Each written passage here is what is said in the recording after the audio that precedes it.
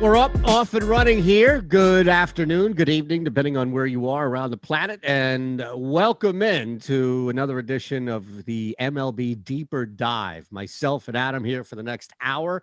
We'll lead you up to a live before lock. Don't worry, you'll get plenty of baseball coverage for this 7-game slate tonight.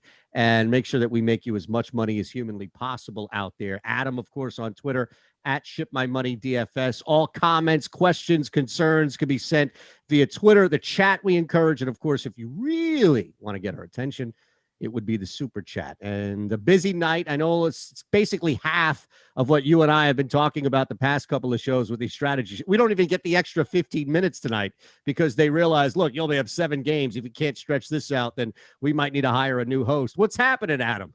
Not much. Nice 3-game early slate to, kind of keep me entertained during the day. And then we have the 7-gamer tonight. It looks like an interesting slate, I think. Talked about it this morning with Greg.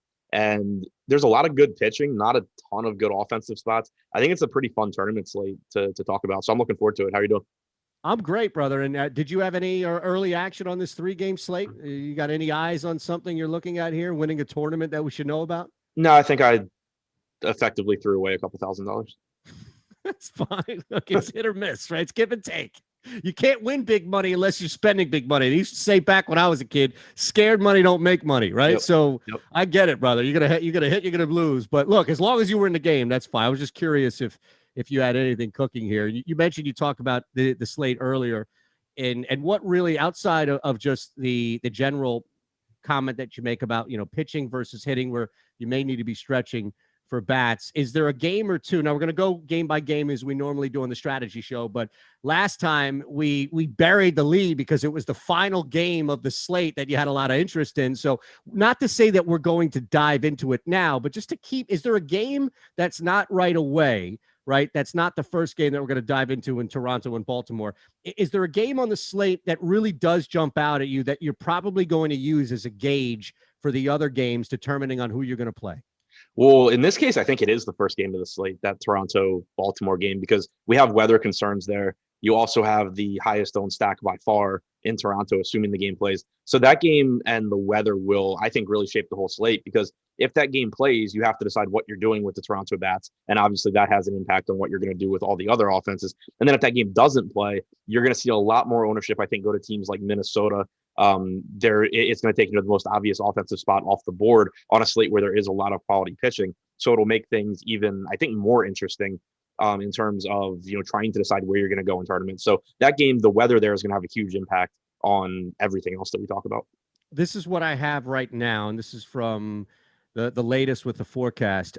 Flash flood watch, wildly close call, remnants of Elsa lifting through the area, and models actually hold the bulk of the rain just a couple miles east of the ballpark. And that's where you are. So you know what's happening right away, right, as far as the weather and all.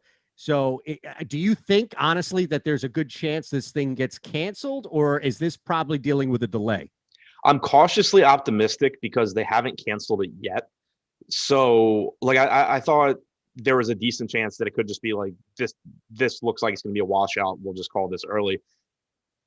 Assuming they're going to try and play it since they haven't canceled it yet.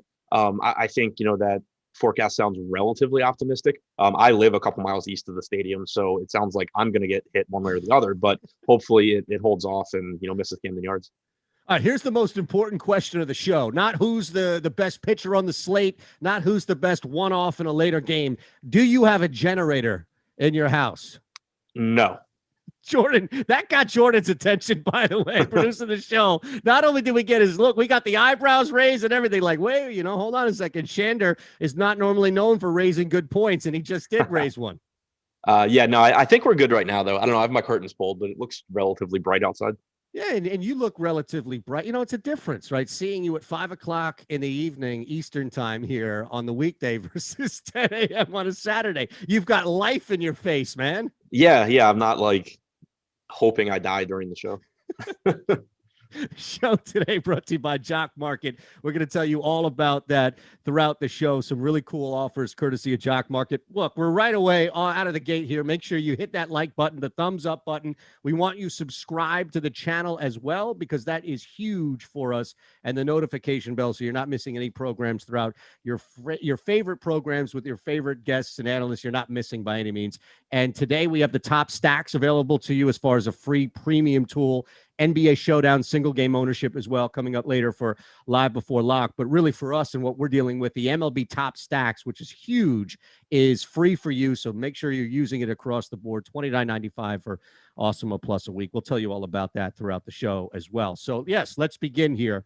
And we do have it on, at least where we have it predicted for our top stacks right away. It's going to be Toronto and taking advantage of Baltimore here. But looking at maybe the flip side, let's start with the pitching. Knowing that Toronto is such a heavily owned stack, and it's really going to be difficult for, to get to, I think, anything from a Baltimore standpoint. Is there anything from Toronto's standpoint that you like from an arm sense, pardon me? Yeah, I like Alek Manoah here. I don't really know why he's only $6,800 on DraftKings. He's 10-3 on FanDuel. That's not really an option, I don't think. But 6,800 on DraftKings, where you need to roster the two pitchers, he's got plenty of strikeout upside here. We talk about Baltimore having some dangerous bats in their lineup, but Manoah has the fourth highest strikeout percentage on this slate at 29.1%. 4.05 xFIP is fine. He's had some issues with power, but at his salary, you're not really concerned about that too much. And he should be able to pile up some strikeouts here against Baltimore.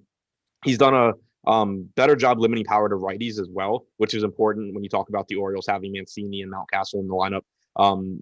No Austin Hayes makes it an even weaker lineup than normal. So it's kind of like, as far as like decent hitters go, you're talking Mullins, Mancini, Santander, Mountcastle. Stewart has power, but he's not a particularly good hitter. And then the bottom of the lineup is absolute garbage. So pretty good spot for Manoah, I think, assuming that the weather cooperates.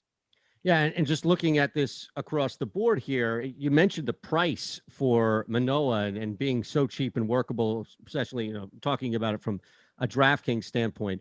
And we have him just basically fourth right now as far as prediction. Now, again, it's only 2 points higher than Eflin, so there are other people on the slate. But as far as his number, he is the cheapest guy in the top five that's got the best chance of hitting as far as a top two pitcher is concerned.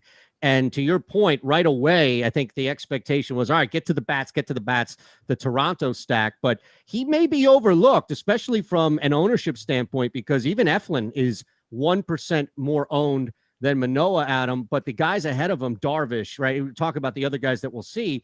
It's nearly double, if not more, owned than Manoah. So even to your point, it's not like people are snatching up Manoah, and there could be some really good value if people don't recognize it.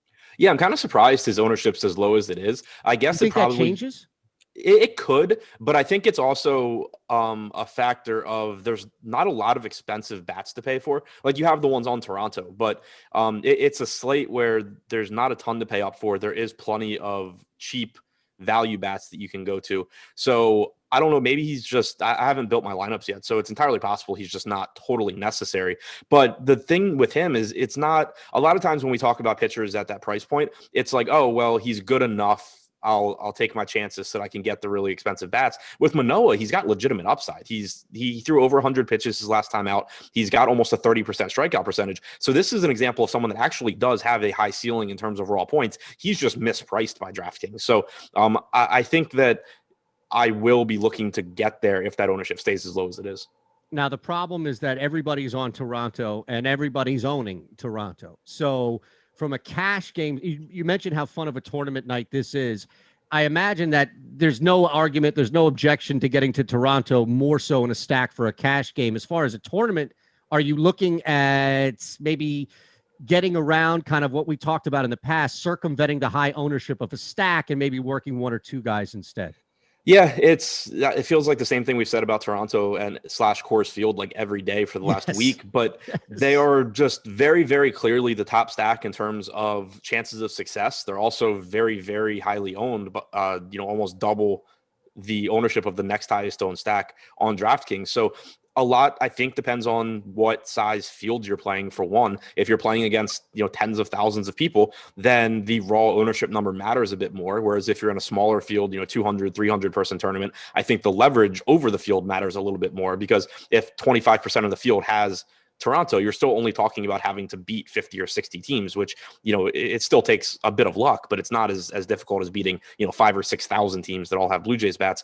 But for example, what I ended up doing a lot of yesterday in my 150 max in the big $6 tournament, not that I did well, so take it for what it's worth. But when I was going through looking at my lineups after lock, I had some 5-man Toronto stacks, but the vast majority of my Toronto exposure was using like 1, 2, or 3 Toronto bats in conjunction with low-owned stacks like the Dodgers, the Nats, maybe some lower-owned pitching. I used like a decent amount of Alec Mills at 3%. I used a decent amount of Robert Stock at 8%. So I had them. I still got my Toronto exposure, but it was along with very low-owned plays elsewhere. And I think that's what you really need to be aware of when you're going to these bats, because they are very clearly in the best spot on the slate, but it's still baseball. They still have a 75% chance of not being the top stack on the slate.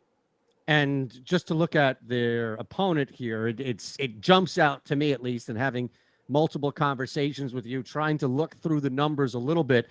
The Orioles are really only getting love, and they're at a double-digit ownership share because of how cheap they are. I can't imagine that there is any other strategy, and maybe there is, that's why I ask, but I can't imagine that there's any other pathway to success outside of rostering a super cheap stack here just to pay up for 2 quality pitchers.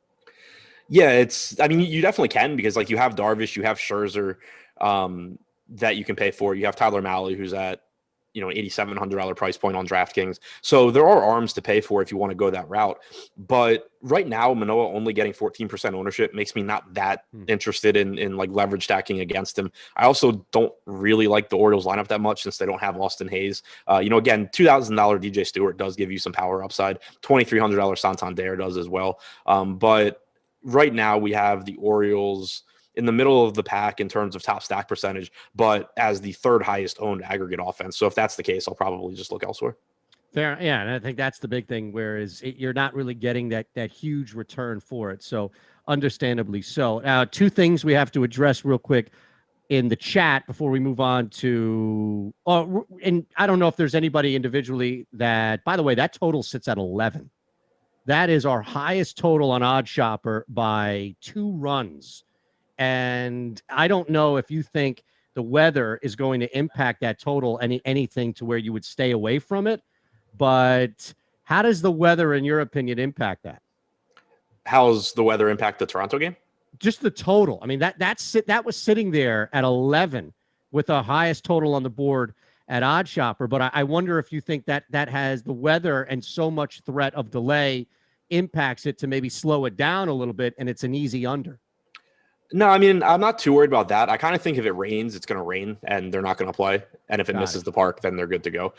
Just because of this being part of the tropical storm, my assumption, at least, is that it's just either going to be a washout or it's not.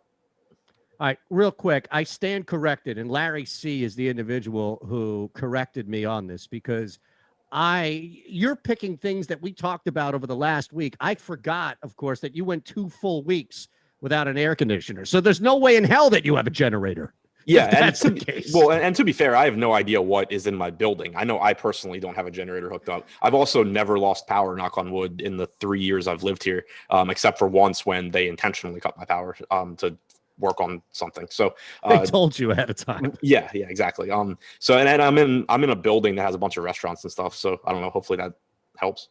Okay, fair enough. And the other, and I know we have to wait until the end here for home run picks, but Butthole Jenkins is always asking us to cut the crap and give us the best fill in the blank on the slate. So I threw out, because the Phillies have a couple of games out, I threw out Brad Miller. We'll talk about our home run picks at the end. I'm not going to spoil anything else.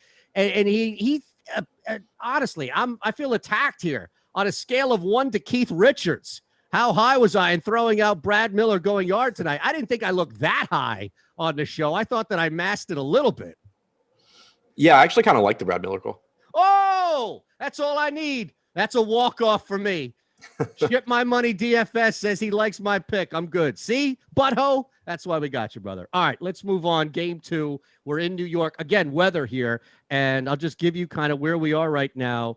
There's an expected bunch of storms. I don't know if anybody saw the video of the dugout about, 30 minutes ago or so. It looks like it's pretty bad up there. More storms expected throughout the game. This is also leftovers from Elsa just arriving after the game. So if there is a delay, it looks like it would be through, sometime during the game, and that would be enough to end it.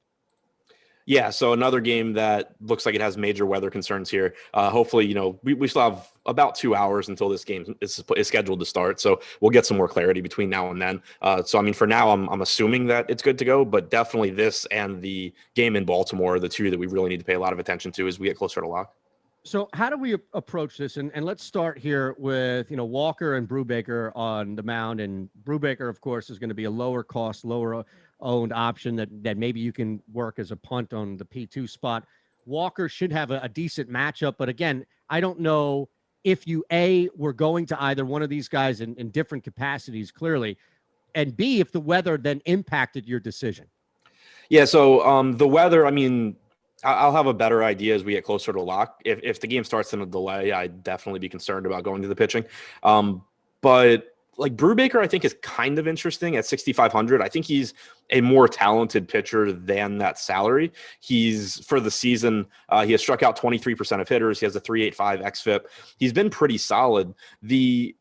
And he actually threw 93 pitches last start, which was considerably more than he had thrown in his 3 or 4 recent appearances, or most recent appearances. So that was good to see. The issue I have is that with only 14% ownership projected to go to Alek Manoah right now, if I'm in this price range, I would rather just go to Manoah because his strikeout percentage is like 6 points higher than Brubaker. If, for example, the Blue Jays game were to be canceled and the Pirates game is good to go, I think Brubaker becomes a little bit easier to get into your lineups if you lose Manoah. So looking at that specifically, is it just kind of like low percentage, or do you think that there's some pretty good workable percentages you'll get to with Brubaker, mainly because of the cost? I kind of doubt right now that I would get to that much just because Manoah's ownership is low enough that I will just go to him in that price range. And I don't think it's a slate where I'm going to end up running lineups that have like Manoah plus Brubaker and jamming in bats because that seems pretty unnecessary on this slate. So right now I wouldn't anticipate getting to a lot. Like he's only projected for 6% ownership. So I could see being around there or maybe a little bit higher. But again, in that price range right now, the way everything looks, I would rather just be going to Alek Manoah. So that'll keep my Brubaker exposure in check, I would think. Before we look at the Mets offense, because I would imagine there's a little bit deeper of a conversation there. Pittsburgh, we have projected as the lowest stack tonight. They're not truly owned in a 7-game slate with 14 teams available to you. They're right with the Cubs, and we'll get to the Cubs coming up with the Phillies. But is there anything at all workable, even from a 1 to 2 individual one-off there from Pittsburgh, before we look at just taking advantage maybe of the Mets stack and then something deeper? I don't really think so. I mean, the offense isn't very good. Taijuan Walker is good. I think if you wanted to make a case for Pittsburgh, it would be twofold. One, it would be that they're really cheap. So they're one of the offenses you certainly could stack with Scherzer plus Darvish, and they're not getting a lot of ownership. So like, whereas the Orioles are getting a lot of ownership, Pittsburgh's not. And, I'd rather go to Baltimore, but at the ownership, Pittsburgh's worth a mention there. And then also Taijuan Walker's projected for 25% ownership. So you would, Pittsburgh does kind of work as a leverage stack. But again, it's just a very low probability play because Taijuan Walker is a good pitcher. Pittsburgh is not a good offense. For the season, Taijuan Walker has struck out 26% of hitters, only allowed 0.64 home runs per 9, 3.84 xFIP. The Pirates have a 3.1 implied run total, which is lower than the Nats have against Darvish. It's lower than the Padres have against Scherzer. So it's a very, very low probability spot. Two guys that popped up a bunch on crunched lineups tonight. And as lineups keep coming in, keep crunching and kind of give you an idea. And I'm just using our own site projections here. Saravino behind the plate and Mullins in the outfield. So those guys, I imagine, are just two guys that you can throw away at the end to fill out a roster spending up elsewhere. Or do you think that there's true value in working to them? In Mullins? Yeah. Yeah. Leading off tonight. Yeah, I really like Mullins. Like, he's been one of the better players in the American League this year. I think even if he regresses a bit, that he's an above average hitter. And Manoah has had some issues with left-handed power this year. He's allowed a 229 expected ISO. So I think Mullins is a good option. I think Santander and Stewart are good value. Severino is kind of just, he's batting eighth. He's whatever. Like if you end up on some of him, it's okay. But I do actually like Mullins. I like Santander, and I like Stewart at their prices.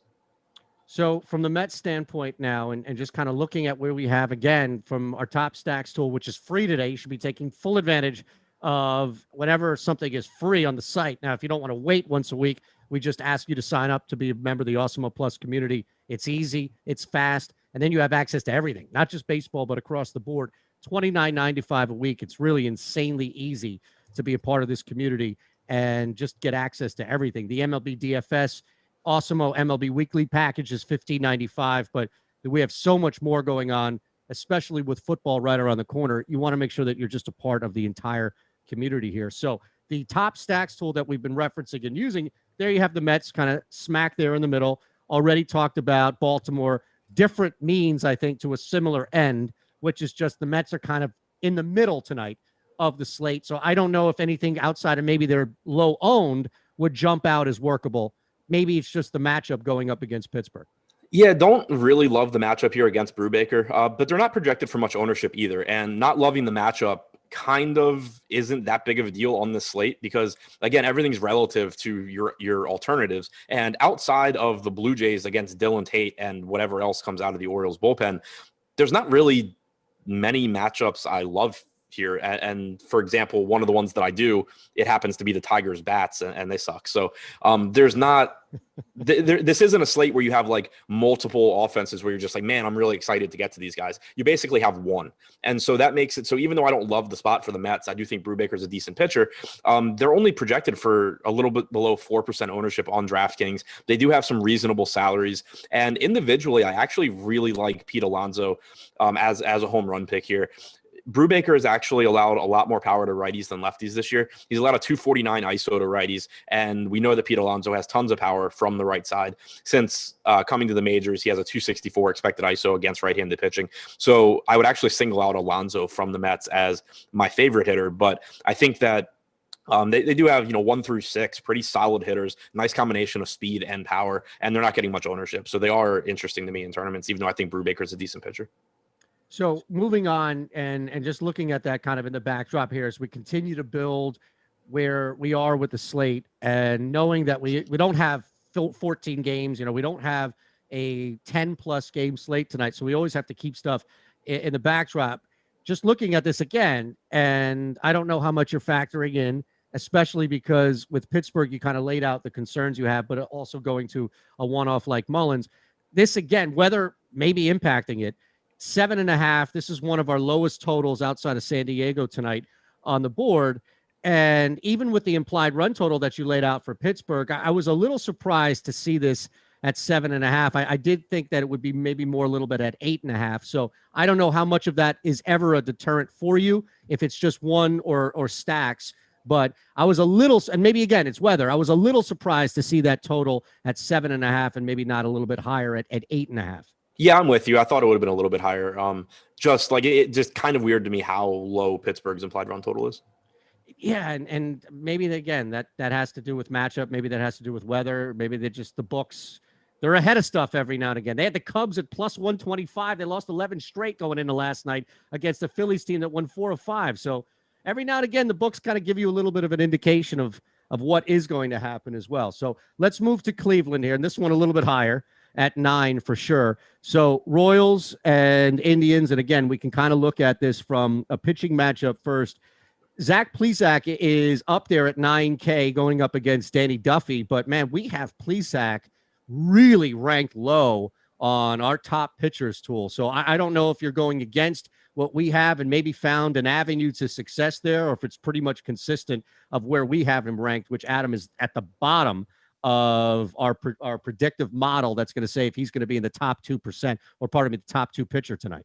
Yeah, there's nothing you can really, no case I think you can really make for Plesac here because this is his first appearance since May 23rd. The Indians have said that he's going to be limited to about 60 pitches, and he's not cheap. He's 9K on DraftKings. So, if they were giving him to us at, 5K or 5,500, you could start to play that game of, how much can he do in 60 pitches. But you can feel pretty comfortable that Zach Plesac in 60 pitches is not putting up some sort of, tournament winning score, I would think. Yeah, he's not even getting owned at this point. I mean, right. Yeah, he shouldn't be. Yeah. this will probably come back to bite me somehow when he like strikes out 10 on 60 pitches somehow. But like whatever percent roster Zach Plesac is kind of just like paying the rake, I think. You're not going to get to him at all tonight. Is he a red line entirely? Just because of the cost? There's no reason the roster Zach Plesac. Why would they do? And again, this is more of a bigger picture question for people who may not see it or may be thinking like me, which is, do I ask Adam that on the chat? I don't want to be ridiculed for asking a stupid question. So don't worry. I'll always ask those types of questions. But why even do that, right? From a betting standpoint, if you set a line or if you set a prop or if you set a return at something so ridiculous, nobody will go to that. So why would DraftKings have him so high, to your point, being in a situation where he would be way more playable, even at 7K? Yeah, not really sure. I will say that if they're going to err on one side, I prefer they do it this way. I hate when they throw like a 6K price tag on a pretty good pitcher coming back from injury, and then it turns out the pitcher's not limited and it's just like a free square. So I will say that I'd rather them err on that side. But yeah, ideally you would just have like a cheaper price here and at least make it some sort of consideration. We also just got word that the Blue Jays and Orioles game is postponed. All right, so let's go back now, because that was, and we're going to have to update everything here, right? From top stack percentage to ownership, and all of that is going to be here, I assume, in a matter of seconds for our show. But let's just jump ahead of this now, right? Toronto was clear head and shoulders, far and away, the number one stack from both what we have on Awesemo on the top stacks tool, which is free, by the way, predicted to be 25%. That's a quarter of the time that they were going to be the top stack, and they were owned just over 25% across the board. So that's out now. That's out. How does that impact immediately we'll go game by game continuing, but just how does that impact the slate normally if it's a 7-game slate, a 10-game slate, a 12-game slate, where the number one predicted and owned simultaneously stack is off the board? I think it makes the slate a lot more fun because in really any format, like in cash, you were just going to have so many free squares with Toronto because they were clearly in the best spot. And then tournaments, you were in that really annoying spot of like, they're easily the best team on the slate, but everyone knows that everybody's playing them. Now, I think this just comes down to a slate where like, you're not really going to like the teams that you make because there's a lot of quality pitching. There's not really any offenses or very few offenses that are in really, really good spots. And to me, those slates are really fun in tournaments because it's, you kind of just play, you trust the numbers, you use the top stack tool, use the top pitchers tool. And you don't have to like then just sit there and watch the Blue Jays score 10 runs and you have no chance at winning. So I'm actually kind of glad that game got postponed. I wish there were, I do wish there were a couple more games on the slate, but I like not having that Toronto Baltimore game on there. I think it's going to drive up ownership on Detroit. I think it's going to drive up ownership on the Twins for sure.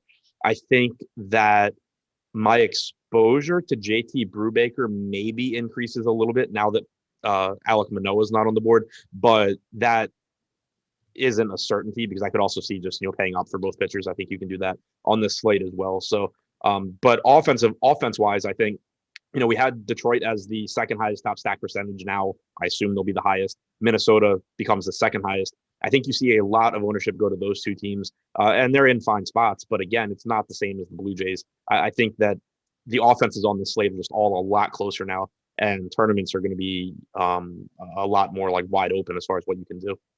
I wonder if, because the point you made about the Mets and getting to the Mets, even though you don't necessarily love the matchup, but it's just because of how low owned they were. And we have them again until this is updated at just under 4% owned on our ownership share prediction. And even if it's just a little bit, does that, and I'm just using the Mets as the example you laid out. So this could be specific to New York tonight, Adam. It could be something just as far as a general approach, but is there a number now in your head that you're thinking, yeah, the Mets were really workable at 3.8, but if they get to 7.5, let's say hypothetically, as a result of Toronto being taken off the board, now it becomes no longer a positive ROI for me to invest into the Mets? No, I think it'll actually be good for those mid-range offenses, like looking at the Mets, looking at Cleveland, Cincinnati, teams like that we have projected to be a little bit under-owned when Toronto was on the slate. Because what normally is going to happen is you're going to get, of course, there's going to be more ownership for teams across the board, but you're typically going to get a disproportionate amount going to those teams at the top. So going to the Tigers, going to the Twins, and it will most likely make those teams look a little bit more overowned. But what it also does is, for example, when we assume the Toronto game is going to play and Toronto had a 25% chance of being the top stack and the Mets were at 5%, they basically have it's 5-1 that the top scoring team is going to beat them. Whereas now you take Toronto off the board. Let's say the Mets top stack percentage increases to like 7.5%, and let's say the Tigers increases to like 15%. You're only getting 2-1 now, so you're still going to get probably an under-owned team, but the chances of them outperforming the team that everyone is rostering, or the teams that everyone is rostering, are actually better than they were when the Blue Jays were on the slate. So it makes me actually like those mid-range stacks even more. All right, so back to KC and Cleveland. You mentioned just Zach Plesac. There's no path at all to Zach Plesac. The ownership is nowhere near. I mean, I think he's the third, maybe fourth lowest owned pitcher.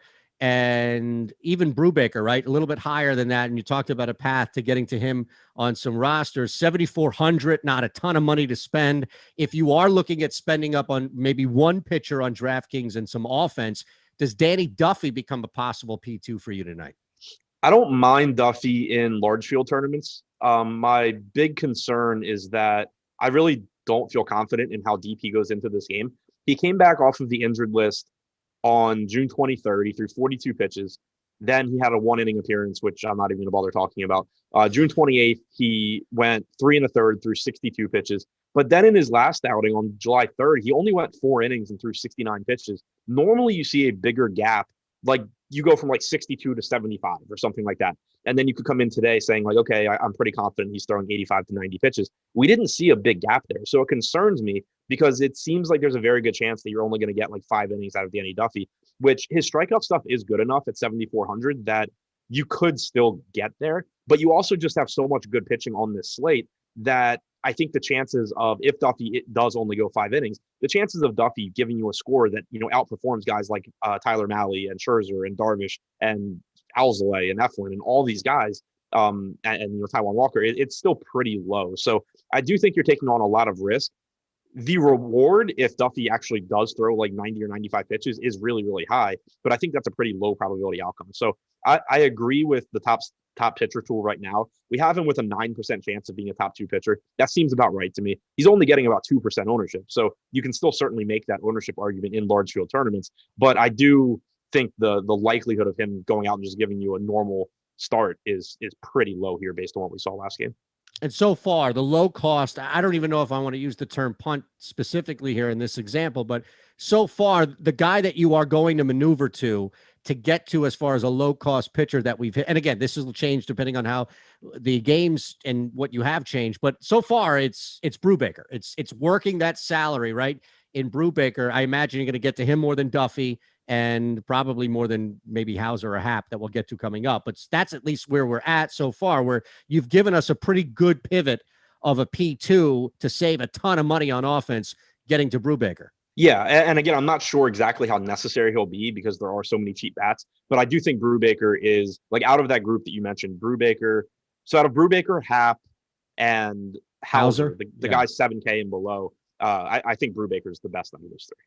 Now, the stacks are right there, and this is always interesting to me because we have 2 completely different means. And let's honestly, and appreciate Jordan for reminding you on out there, but let's get these likes up for sure. We want to make sure you're subscribed as well. But it's so easy, right, to just hit that fist, that thumbs up.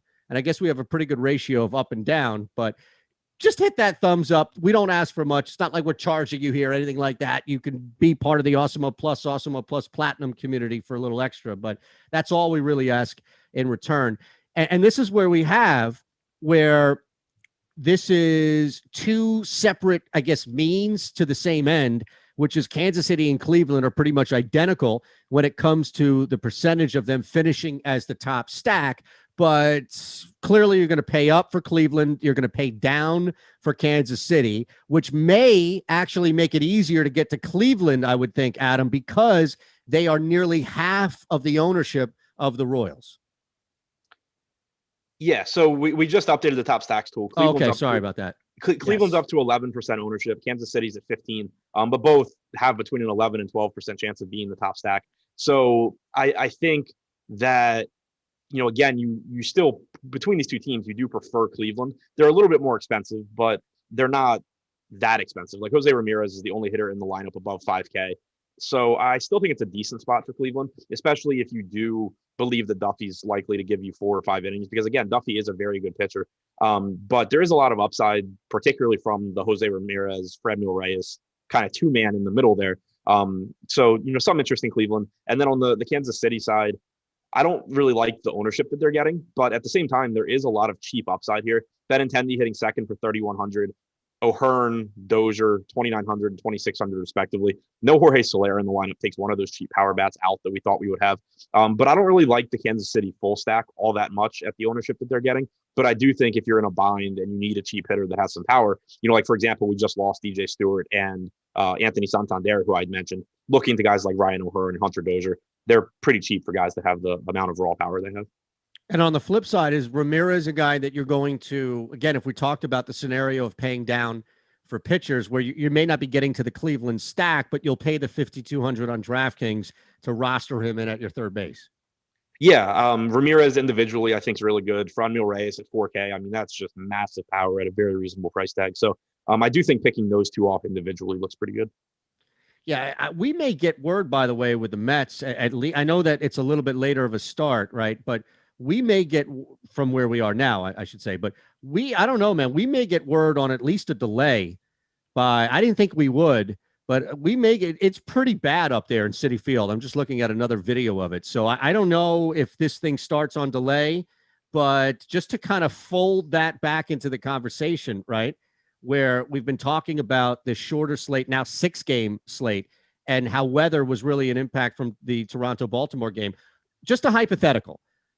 I don't know how much it truly changes because it's not the same vehicle of Toronto being plucked from this slate tonight, man. But what happens if we do get word, at the very least, there's a delay, if not a full-on cancellation at Citi Field? How does that then change what we've set up now down to a 5-game slate, if anything?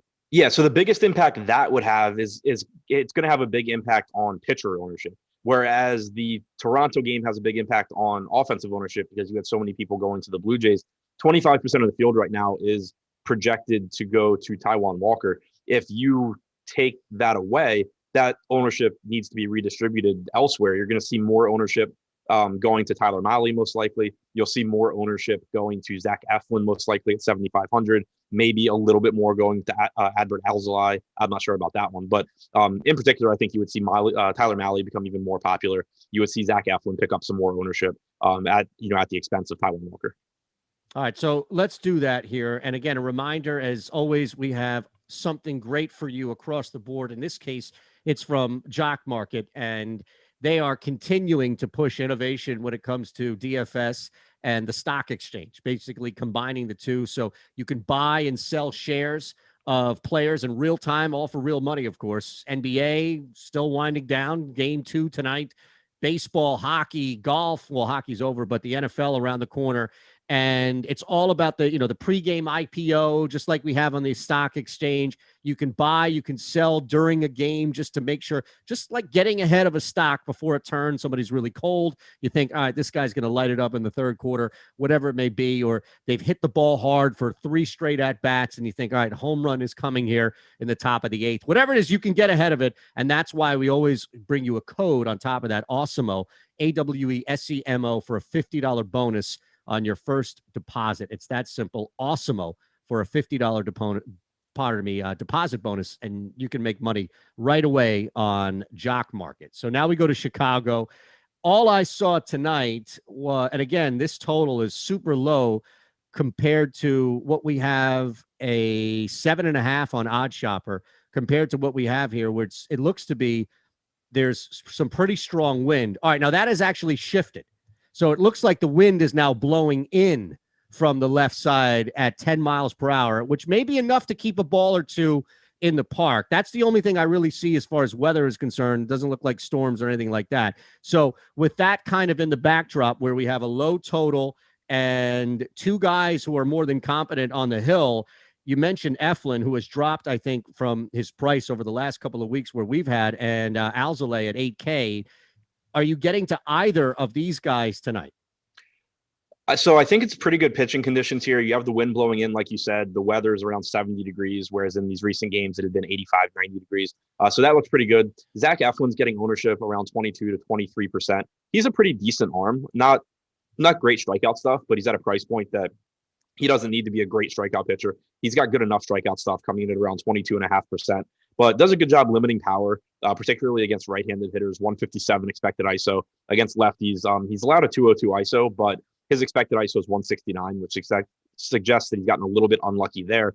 Looking at the Cubs lineup, no Javier Baez takes one of the more dangerous bats out of that lineup.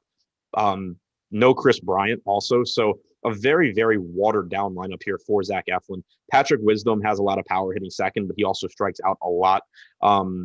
Robinson Chirinos is also a very high strikeout guy. So this is a pretty bad lineup from the Cubs, and it's making me more interested in Eflin than I was this morning.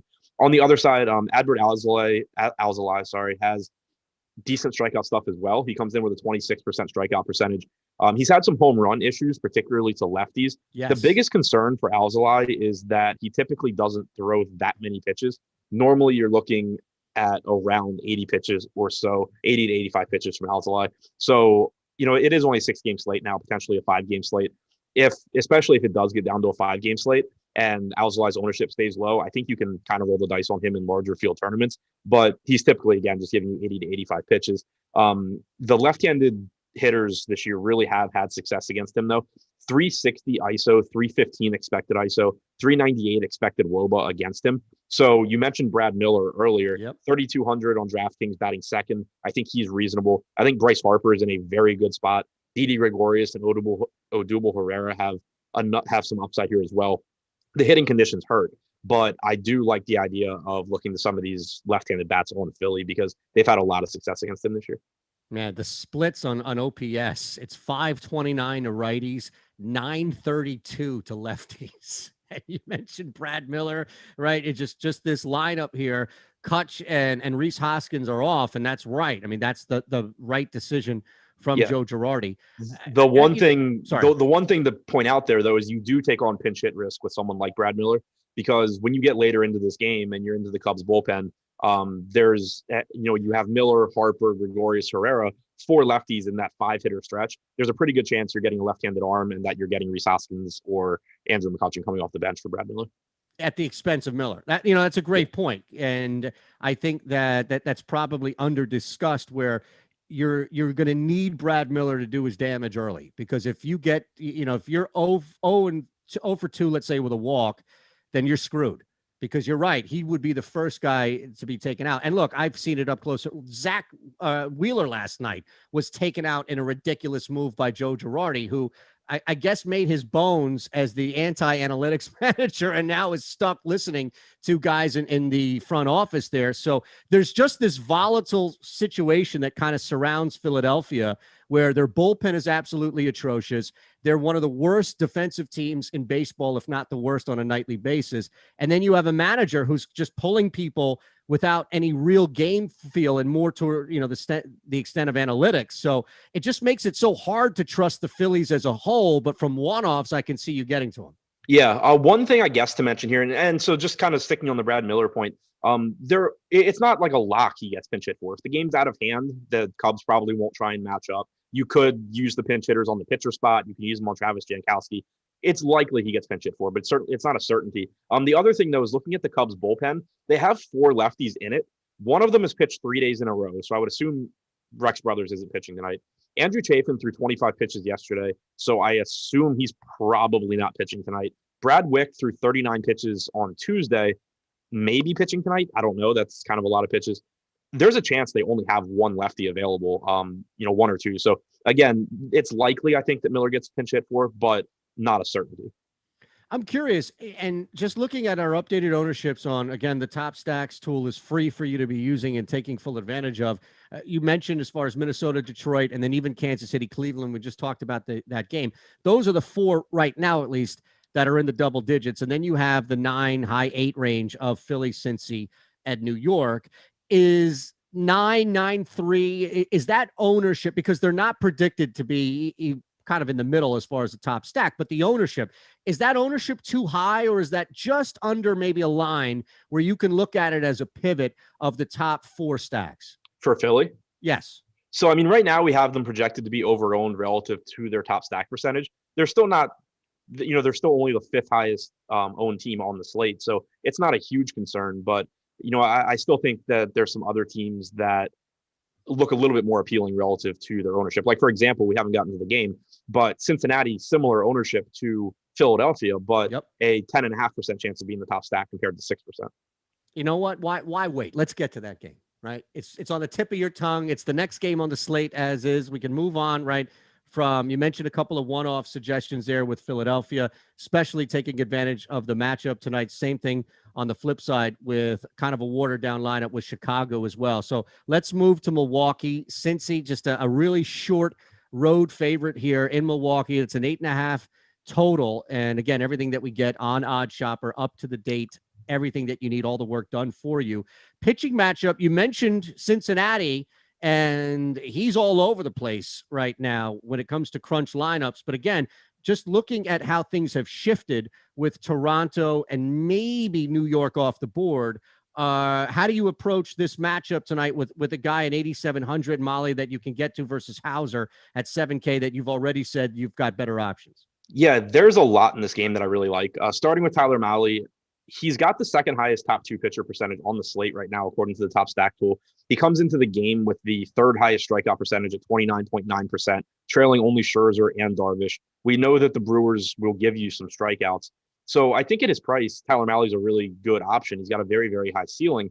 There are some concerns. For one, he's out of 164 pitchers that threw at least 25 pitches prior to the June 6th substance crackdown. Tyler Mahle's seen the 9th biggest drop-off in spin rate overall. So that's a little bit concerning. It hasn't had a huge impact on his results. He's still striking out tons of guys. Since then, he's actually struck out 33.3% of hitters. His walk rate's gone up a little bit, but nothing crazy. So I'm not overly concerned, but that's one thing that, I think maybe there is still some volatility to Tyler Mahle since we don't know exactly what is going to happen long-term with him not being able to use sticky stuff. The other thing is that, he's getting 38% ownership on DraftKings right now. He's the 2nd highest owned pitcher, or 2nd highest owned projected pitcher. So on a slate like this and the volatility that comes with him, there is some merit to looking to these Brewers bats. Mahle this season's also allowed 1.2 home runs per 9. So he does give up some power. Against lefties, he's done an extremely good job of limiting power, but he's given up more of it to righties.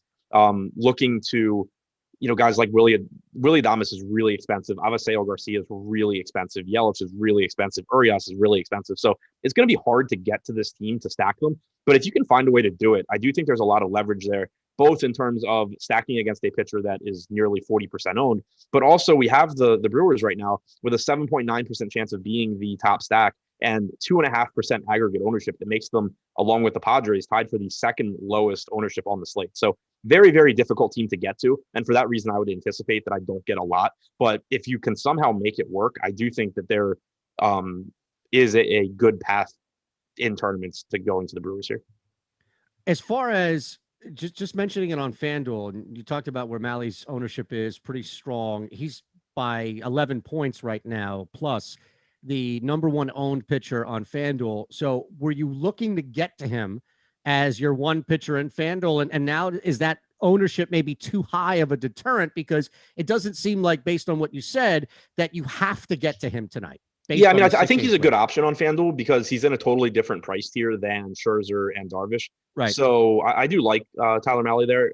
There's enough cheap bats where I don't think it's going to be that difficult to upgrade him to, say, Max Scherzer. But still, I think a good price point. Just I do think it's a pretty volatile spot because he does put some guys on base. He does give up some power, but he does also have massive strikeout upside. And on yes, and that's kind of where I was looking at it. If just the maneuverability of the ownership might be too much, and again, you're going to deal with that on both sites. So by all means, and you mentioned the bats here. Looking at where we have it, Milwaukee right there close to the bottom, and again, things have shifted a little bit as far as ownership share. So just looking at Milwaukee, who again is we've got 5 in front of them. So they're right there kind of in the middle as far as being the top stack tonight. But of all the teams that have a legit shot from a number standpoint, nobody is owning Milwaukee. Yeah, and it's going to be really, really tough to get there. I mean, these guys are definitely overpriced. If you're paying up, it's because you know they're going to be low owned. It's going to force you onto different pitching. It's going to force you onto, just completely different builds, which is pretty nice in large, especially in large field tournaments. So if you can get to Milwaukee, I like them. I think that they make sense as a leverage play against Tyler Mahle. I think they make sense as a team that's going under owned relative to their chances of success, but they'll also be really difficult to get to. They, by a pretty wide margin, have the lowest top value percentage on the slate. Is Cincinnati then the best slate, or is the best stack on the slate? That's how I see it right now. They are them and Cleveland is basically getting the same amount of ownership as their top stack percentage. Cincinnati, 10.5% chance of being the top stack, 9% aggregate ownership. So a nice gap there. Adrian Hauser is not a bad pitcher, but again, there's just not really much bad pitching going on this slate. And you just get a lot of upside from the Reds. India has speed at the top. Winker, Castellanos, Votto, Naquin, Suarez. These guys all have power. The only guy really missing from this lineup is you have Tucker Barnhart in there instead of Tyler Stevenson, who normally serves as a pretty nice power bat in the middle that you can use at catcher. But still, 1 through 6 in this lineup, I think, do offer a lot of upside. And I really just like this game in tournaments, given the ownership that we're getting. And then also, given the upside you get from Tyler Mahle. All right, 2 more games to get to before Eric, Lindquist, and Gundacker take over for Live Before Lock at the top of the hour. Home run picks as well. Mentioned a couple of props that we talked about here throughout the game, just looking at it from a betting standpoint as well. And as Lindquist has already reminded you, rightfully so, on the chat, just smash away. We should definitely be at triple-digit likes before the end of this program. You're getting some really solid insight here from Adam that he could charge you for. I mean, literally, he could put out the swipe right there and say, all right, put your phone right up there and scan it, but it's all here for free. Let's look at the final 2. And of course, Brad Miller's making an appearance on the home run pick. Spoiler alert. We'll go to Minnesota. Again, it's been pretty much low as far as totals are across the board. 7.5 on Odd Shopper. Detroit, not that large of a road dog coming in here. The pitching matchup, 2 lower guy. I mean, J.A. Happ at 5,700. I don't even know if he's on your radar. I did see some love as far as Scooble on the chat for maybe an alternative to Brubaker. So outside of just maybe a long shot punt with Happ, do you have any interest in Scooble?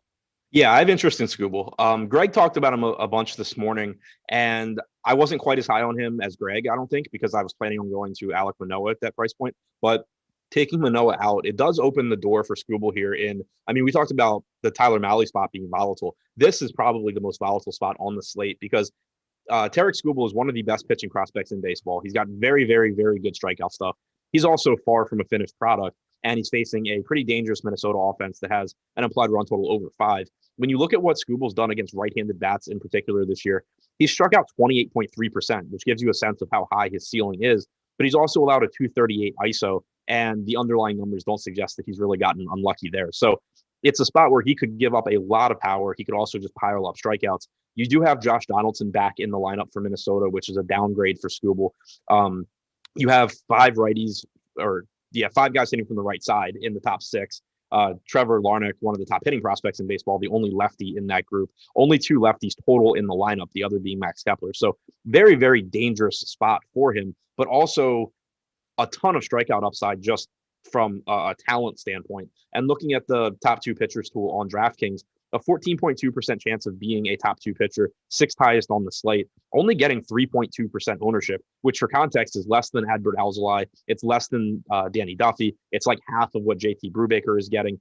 So in tournaments, I think playing both sides of this makes a lot of sense, but Tarek Scooble really is projected to go under-owned relative to his chances of success. And then you also have the fact that Minnesota is projected to be the highest owned offense on the slate. It's not that I think it's a bad spot at all for Minnesota. I think their ceiling is really high, but you have almost 18% aggregate ownership going to this Minnesota offense. If Tarek Scooble goes out there and strikes out a bunch of guys over 6 innings or so, not only are you getting those points at 3% ownership, you also have 20%, almost 20% of the field that is just getting shut down as far as their hitters go. So there's very, very strong arguments to be made for Scooble, even though it's a really, really dangerous spot. Both teams, as you mentioned, right there at the top on our top stacks tool. It's free, so you should be using this not only for us, but with Eric and Gundacker coming up live before lock in about 6 minutes. Both right there at the top, both pretty owned, as we would expect, and both have two of the three worst leverage scores we have because of how over-owned they would be compared to what they're expected to do. Is that enough to maybe not get to them as much, or maybe even be a deterrent on a stack? Yeah, I mean, it's a little bit of a deterrent just because they are projected to go a little bit over-owned. That being said, it's not by like a massive amount, and the ownership is still, I think, reasonable for the most part. I'm looking now to see it, because sometimes when you get teams that are popular like this, it's just a couple of players, and so it's still pretty easy to stack the team and get some lower owned guys. So I'm pulling it up now to kind of see what that looks like. Minnesota is just pretty much getting ownership 1 through 6. Everybody 1 through 6 in the order is getting at least 14% ownership on DraftKings. Nelson Cruz leads the way at 31%. On the Detroit side, pretty much the same thing. About at least 11% ownership going to every hitter in the lineup except for Jake Rogers and Mazzara. Eric Haas leads the way at 26%. So as far as stacks go, I think you will just see a lot of ownership going to both sides here, and it does in larger field stuff knock them down a bit for me. Where I'd probably rather take some chances on teams like the Reds, for example. Are you getting to any, before we hit that final game and the two big pitchers on the slate here, especially from a cost standpoint, your guy, Max Scherzer out west, is there a one-off or two maybe that we should keep an eye on that maybe the average person isn't looking at in this second to last game here? I mean, I think people are looking there. They're popular, but like Donaldson and Cruz, obviously from the Minnesota side, would be the top two. From the Detroit side, Jonathan Scope and Eric Haas, who's batting third, which is pretty nice to see, would be the top two. But again, they're very popular here.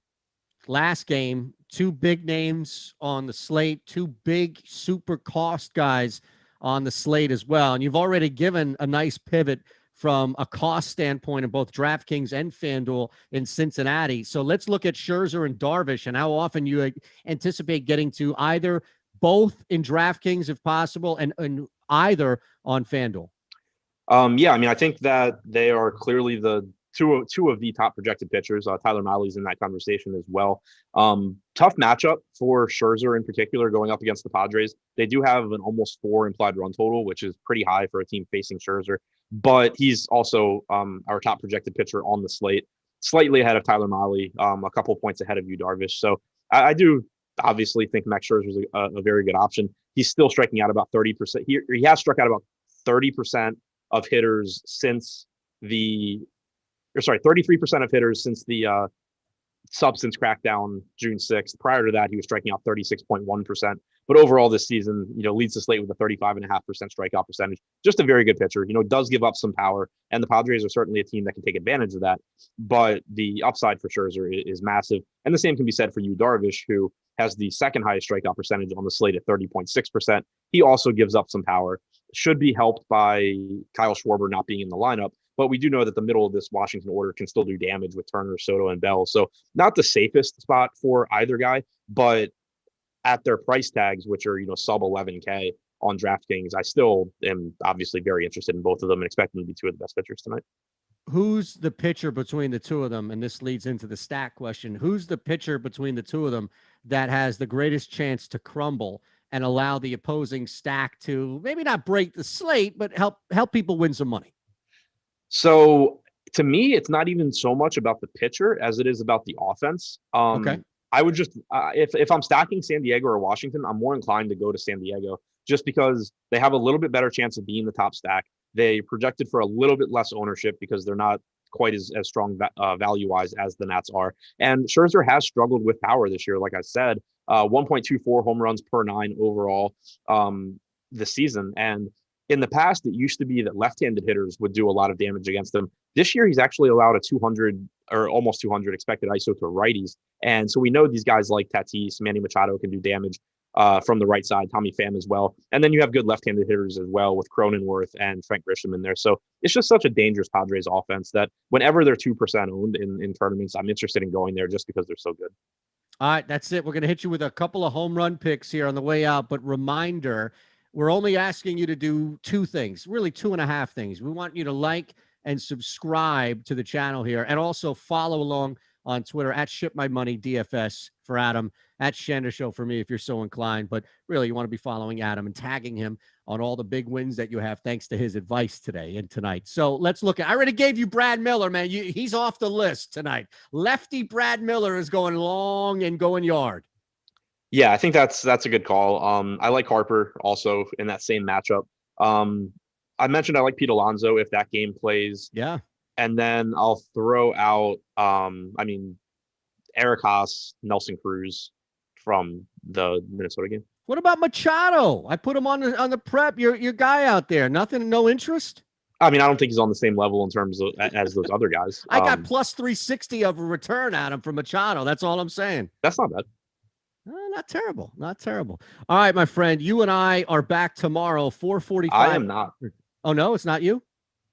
Not unless the schedule changed. Nope. No basketball tomorrow. No. MLB.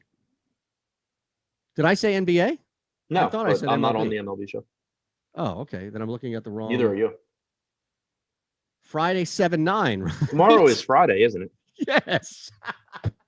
I thought today was Friday. Now be honest with us. What day were you looking at? I was looking at Saturday. I love it, man. You are priceless. I love it. At Ship My Money DFS, at Shander Show for me. Lindquist, Gundacker, come your way next. Thank you to Jordan. Make sure you thank Jordan in the chat as well for producing another fine show. Leave us with the like, but here's the thing. You're not going anywhere. You're sticking around for Live Before Lock coming up. Have a great night.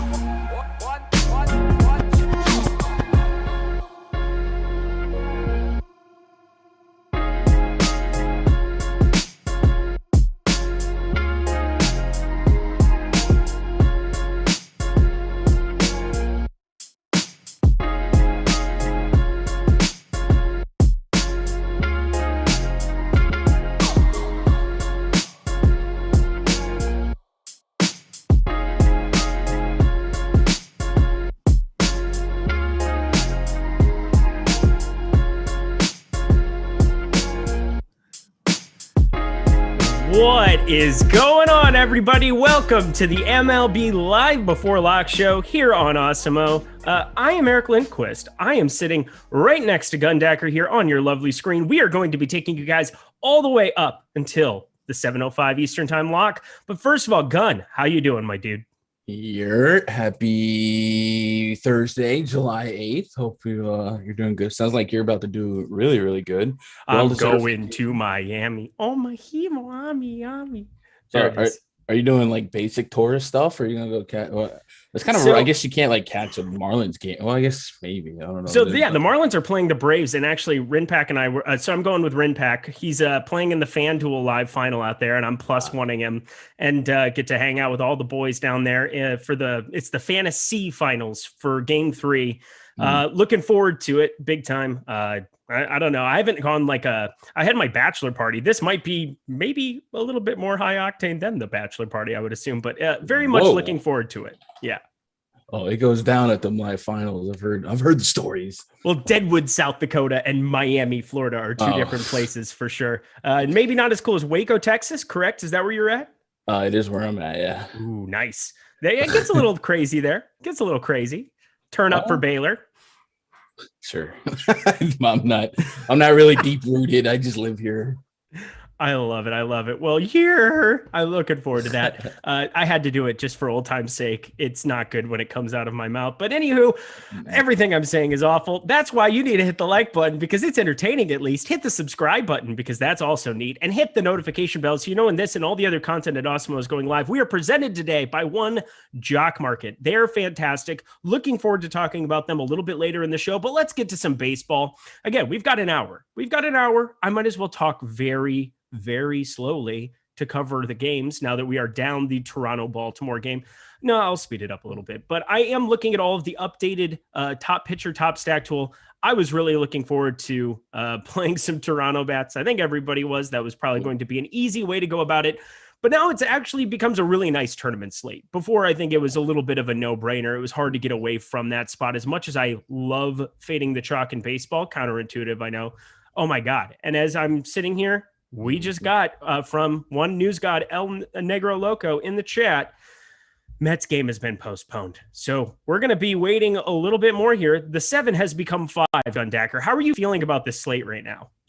I fully expected the double postponement, and I had my lineups are already reflecting that. So I guess I would be a little bit more soured, because when I did when I broke down the slate this morning, I thought that the Tigers Twins wouldn't be obscene chalk, and now it's just like that's probably going to be chalk because there's nothing else. Like, it's just you got to end up somewhere. So it probably tightens a lot of ownership on upper echelon pitching, and then we're probably going to see the Tigers and the Twins jump up in ownership, maybe the Indians too. Yeah, we're going to see a lot of things shifting here. I'm going to wait for our team over at Awesemo to update some of the goodies before we go too in depth on the top pitchers tool and top stacks tool. But yeah, now 7 games becomes 5. This became a very, very interesting slate for sure. I was never going to play Taijuan Walker. I know that for a fact. Kind of bummed that he's off the slate. I was looking a little bit at some Pittsburgh spots. I mean, he's a good enough pitcher that I wasn't going to have a crazy amount of Pittsburgh interest, but I thought that 8,400, that seemed like he was going a little bit over-owned. It definitely showed up in our top pitchers tool, but now we're looking at, oh my God, it's going to be so condensed. I'm very nervous with how much Scooble I am going to be getting to on this slate right now. I know. Yep, that's the look. Because again, the Minnesota Twins are going to be super chalk here, and Scooble can absolutely die. Like, he can absolutely in this spot go completely. Minnesota is going to become the chalk. And I would say most pitchers, you're going to see them get hit up. A lefty with this lineup, 46.4% hard hit percentage for Scooble on the season, 473 expected slugging. But next to that is a 27.6% K percentage. And this Twins team, it definitely is going to have a couple of Ks here up and down the lineup. I mean, Polanco's not going to be one. Simmons isn't going to be one. But on that top end, Miguel Sano in the lineup, 36.8% K percentage. Trevor Larnach, 29.8% K percentage. I mean, there's going to be some Ks to be had here. Do you have any Scooble interest to start off? Because again, we're gonna wait for the top pitcher tool to kind of sync up, but wanted to gauge your Scooble interest first. So I don't have him in my pool right now, but I understand that thought process. I was when I looked at this morning, like when you look at the Tigers and Twins, you kind of like the matchup for both sides because there's some lefties that allow a lot of power to righties. But Scooble does have some room to play spoiler because of a near 30% K rate. So there is a world where, the Twins fall flat and Scooble gets some strikeouts in spots that could ruin a stack. And 5-game slate, why not push back a little bit against higher owned Twins? Is this one of those walk the line here? You're gonna have both sides of this? Because I have Twins, but I don't have Scooble, but I don't hate the idea of getting to a little school. We don't have to give up a lot of equity to be above the field on schoolboy, I guess. No, you really don't. And that's part of what I talked about on the MLB Slate Starter article, which I have every single weekday during the course of the week. Kind of your introduction to the slate. We talk strategy, we talk plays, we talk a little bit of everything. Kind of depends on wherever my brain goes at the time. That can be a scary proposition at times, but hey, Awesemo lets me do it. So it's fantastic. And today I basically covered in GPPs how you want to be playing both sides of it. And this is the kind of spot where it just sticks out like a sore thumb, where of course the Twins are going to be crazy chalk. And now, they had a 5.1 implied total, and that's going to maintain here. That's going to be the highest that exists on this slate now. We have a game that's going to just be tough to pick batters from Washington and San Diego because of how quality the pitching is. The roof's closed in Milwaukee, which is, decent enough, but not really feeling like picking on Molly. Hauser, you can maybe pick on a little bit, but 4.2 implied total. It just seems like because Minnesota is going to get all this ownership and because Skubal has one of the higher K percentages on the slate, that why wouldn't you kind of go both directions with this? Yeah, no, it's understandable. I might backdoor him into a little bit. Like if I feel like 6% is enough of a YOLO a share of equity, why not? And with 5 games, I got plenty of equity to distribute because it's going to be a lot of stacks on top of each other. A lot of lineups going to look the same. So why not differentiate even more? And I think that's really mathematically smart. I know the other day, me and Greg were talking about, he was talking about playing Kyle Freeland against the Cardinals in Coors, and kind of worked out for him. So it definitely makes sense from a set yourself apart standpoint.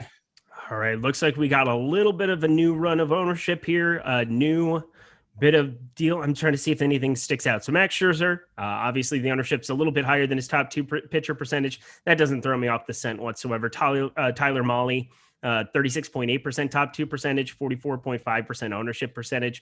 It looks about right here too. Is there anything you really want to talk about for pitching on the top end? So we obviously have Darvish, we have Scherzer. Both are getting appropriate ownership in this spot. Scherzer just being $200 more. We're seeing that ownership, maybe 10% more, pretty negligible, but 10% better chance of being a top 2 pitcher on this slate. Are you citing more of your lineups with Scherzer or Darvish today? So I want to at least preface that Tyler Mahle is my highest owned pitcher. Oh baby, let's go. Yeah, and I kind of split the difference right now. I'm at Max and U where they fit. I got about probably 30 to 35% of Max and U each, and then I'm probably sitting on about 55% Mahle. So I'm very, very stuck on the top end of my pitching pool right now. I did get to a little bit of Eflin and Alzolay. I don't even hate the idea of putting those two in the same lineup, trying to scoop the win, and then you save a lot of salary for some of the higher end bats. But that's kind of where I'm at now. And you got me thinking about diversifying my portfolio a little bit with Skubal. So I might, if I do that, I'll probably come down, a couple percent each on Max, Mahle, and Darvish. But if I do that and he gets blown up, Eric, I'm kidding. Well, I'm joking. He totally could. And I'm fully aware that he could. And I'm kind of in some lineups hoping he does. And in some lineups, I'm hoping he doesn't. It would actually be completely ideal if we want to go like next level. Just hope Skubal goes out there, throws 6 shutout. You play a twin stack on the other side, and then they score, 10 runs in the 7th and 8th inning. No, we're not going to be doing that. But I was just thinking next level. We're getting close to that threshold of being a 3-gamer, 4-gamer, where you can do one batter up against your pitcher, and I wouldn't completely hate it. Even in this spot, I don't know. Would you be considering doing that in a 5-gamer just to get different? I think we have enough options here on the board. Like if I did that to get really ridiculous, it would probably be Tatis up against Scherzer or something like that. But, you're spending a bunch of salary on both. It'd be pretty hard to make that work, right? Yeah, like I don't know that I would allow that to happen yet on a 5-gamer, but I guess that there's a world where you could do that with Skubal, and even if like a Donaldson or Cruz didn't get off on Skubal, the bullpen's really bad. So it could, I don't want to say positively correlate, but it could still happen. So I don't hate that idea. That is a tactic I kind of prefer on like the 2-game night slate. But I don't hate the idea just to diversify your lineups a little bit. If you feel like you're looking at your expected ownership when you do your optimizations, you just want to get a little bit funkier, why not unlock 1 up to 1 against your pitcher? Because I don't think, like, especially for Max, like, I don't think it's going to happen a lot by default anyway. If it falls, it falls, and it lets you get a little bit different, but it's not necessarily a tactic I would employ normally on a 5-gamer. But this slate's going to it is looking really weird. It looks so weird. And again, I'm just trying to spitball some different ideas as everything's updating. I think most things have updated here where we can kind of go clean down the line, cover the rest of these pitchers. Anybody else after Max Scherzer? Again, Yu Darvish and Max Scherzer. What can you possibly say? They're both in fantastic spots. Of course, I prefer Scherzer, but just slightly. And I think I'm going to get about equal of them over on DK today. It's pretty negligible, the 10% difference in both ownership and top 2 percentage for me. I think that Molly call is nice. If you're getting overweight on somebody who can kind of give you access to some of the boppers on this slate, specifically, a lot of these outfielders that we got that we're going to want to be going to. And we've got a question here in the super chat here. I'll just throw this out there right off the bat because Jets World's always doing a good job bringing up questions. He's always playing that high stakes stuff. 777 today over on DK. He's asking us, Cruz, Harper, or Winker? So Winker is just funny to me because I made the mistake of looking because his name's Winker. No, because I made the mistake of looking at BVP today, and I was like, "Why would you do that to yourself?" I don't know, but it's Cruz? You say Winker and Harper? Yep, Cruz, Winker, and Harper. It's probably Winker, to be honest. Without considering BVP. So yeah, probably Winker. Yeah, I mean, Nelson Cruz is going to be the highest owned out of that grouping, I would think, especially now at this point in time. We're going to see that ownership go up for him. Pretty easy to pair him as the bopper. And again, Nelson Cruz against a lefty, just sign me up every day of the week and twice on, Thursday? Let's do that. So there's your answer. We'll both go with Winker. I love that call. But going down the rest of this pitching, I mean, we talked about Scherzer, Darvish. That doesn't need to be going further. Tyler Mahle, I like, is kind of the different spot to go. Is there somebody down here a little bit lower, whether that's Owsley, Eflin, Duffy, Skubal? I've talked about right off the bat. That's my guy that I'm going to be overweight to big time. Who else is sticking out for you? Yeah, so the Wrigley game, man, this is both teams have an implied run total under 4. It's good pitching conditions, right? Wind blowing in. I guess we kind of said that yesterday, and it didn't necessarily come to fruition. But pre-flop, 7-5 on Eflin for DK, AK on Owsley. Owsley maybe has a little bit more strikeout upside. Got a 26% overall K rate on the season, and at home he's pitched fine, a 3.5 xFIP, a 28% K rate. There's definitely some bats in this Phillies lineup you'd be a little trepidatious to go up against, but there's a world where Owsley at AK does just fine. I mean, let's Yu Darvish and Max Scherzer. I don't necessarily like, they're great pitchers. I don't have the warm and fuzzies on stealing games from them in their projected matchup. So I think if they could, stall out at like 25, I think some of these guys that knock on the door of 20 and give me a couple grand extra to invest in bats are fine. And I think Eflin and Owsley are kind of fitting that mold for me. I don't think it's a crazy range of outcomes for Danny Duffy to be serviceable himself. I know a lot of people will be gravitating towards the Indians. It tends to happen, but we've seen time and time again this season, Indians not really a scary team, a team ISO against lefties that's basically just Jose Ramirez, Franmil Reyes, and then after that it gets a little ugly. So I think there's a world where Duffy could survive. So those are kind of the names. I don't have as much interest in Duffy as I do Eflin and Owsley, but they're there. Obviously, we can't touch Plesac at 9K pitch cap. Not really a strikeout guy anyway.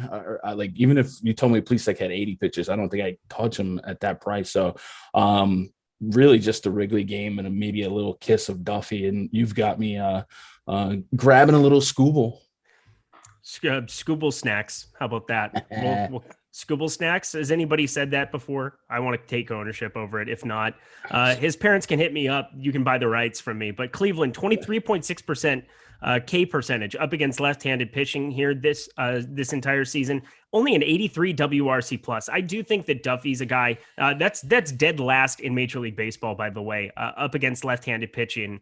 I think Duffy's probably in a good spot. I'm kind of pairing him and Skubal in some lineups where I'm not going Scherzer and Darvish, but that's not going to be very many of them because I think getting exposure to at least one of Scherzer or Darvish over on DraftKings in just about every lineup kind of works out the most. But I think Danny Duffy's a guy as a lefty coming in there against Cleveland, a 2.6 ERA, 1.23 WHIP. I really do not mind going that direction whatsoever. Is there anybody else? Do you have any desire? Can I interest you whatsoever in JAHAP or JHAP? Excuse me.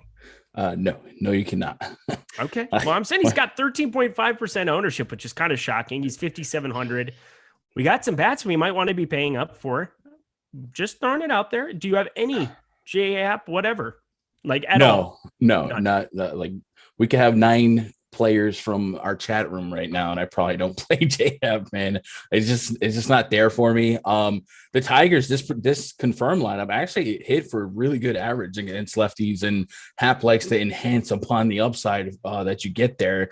And I don't expect them to last very long. And then the bullpen's not something that I'm running from either. So like to the Twins and Tigers, even if they're at the same ownership, you talked about playing Skubal for leverage. That's leverage that you can justify with a K rate. An average to upside Hap game, there's no strikeouts in his game. A 17.5% K rate to righties. This lineup he's facing is going to have all but one righty.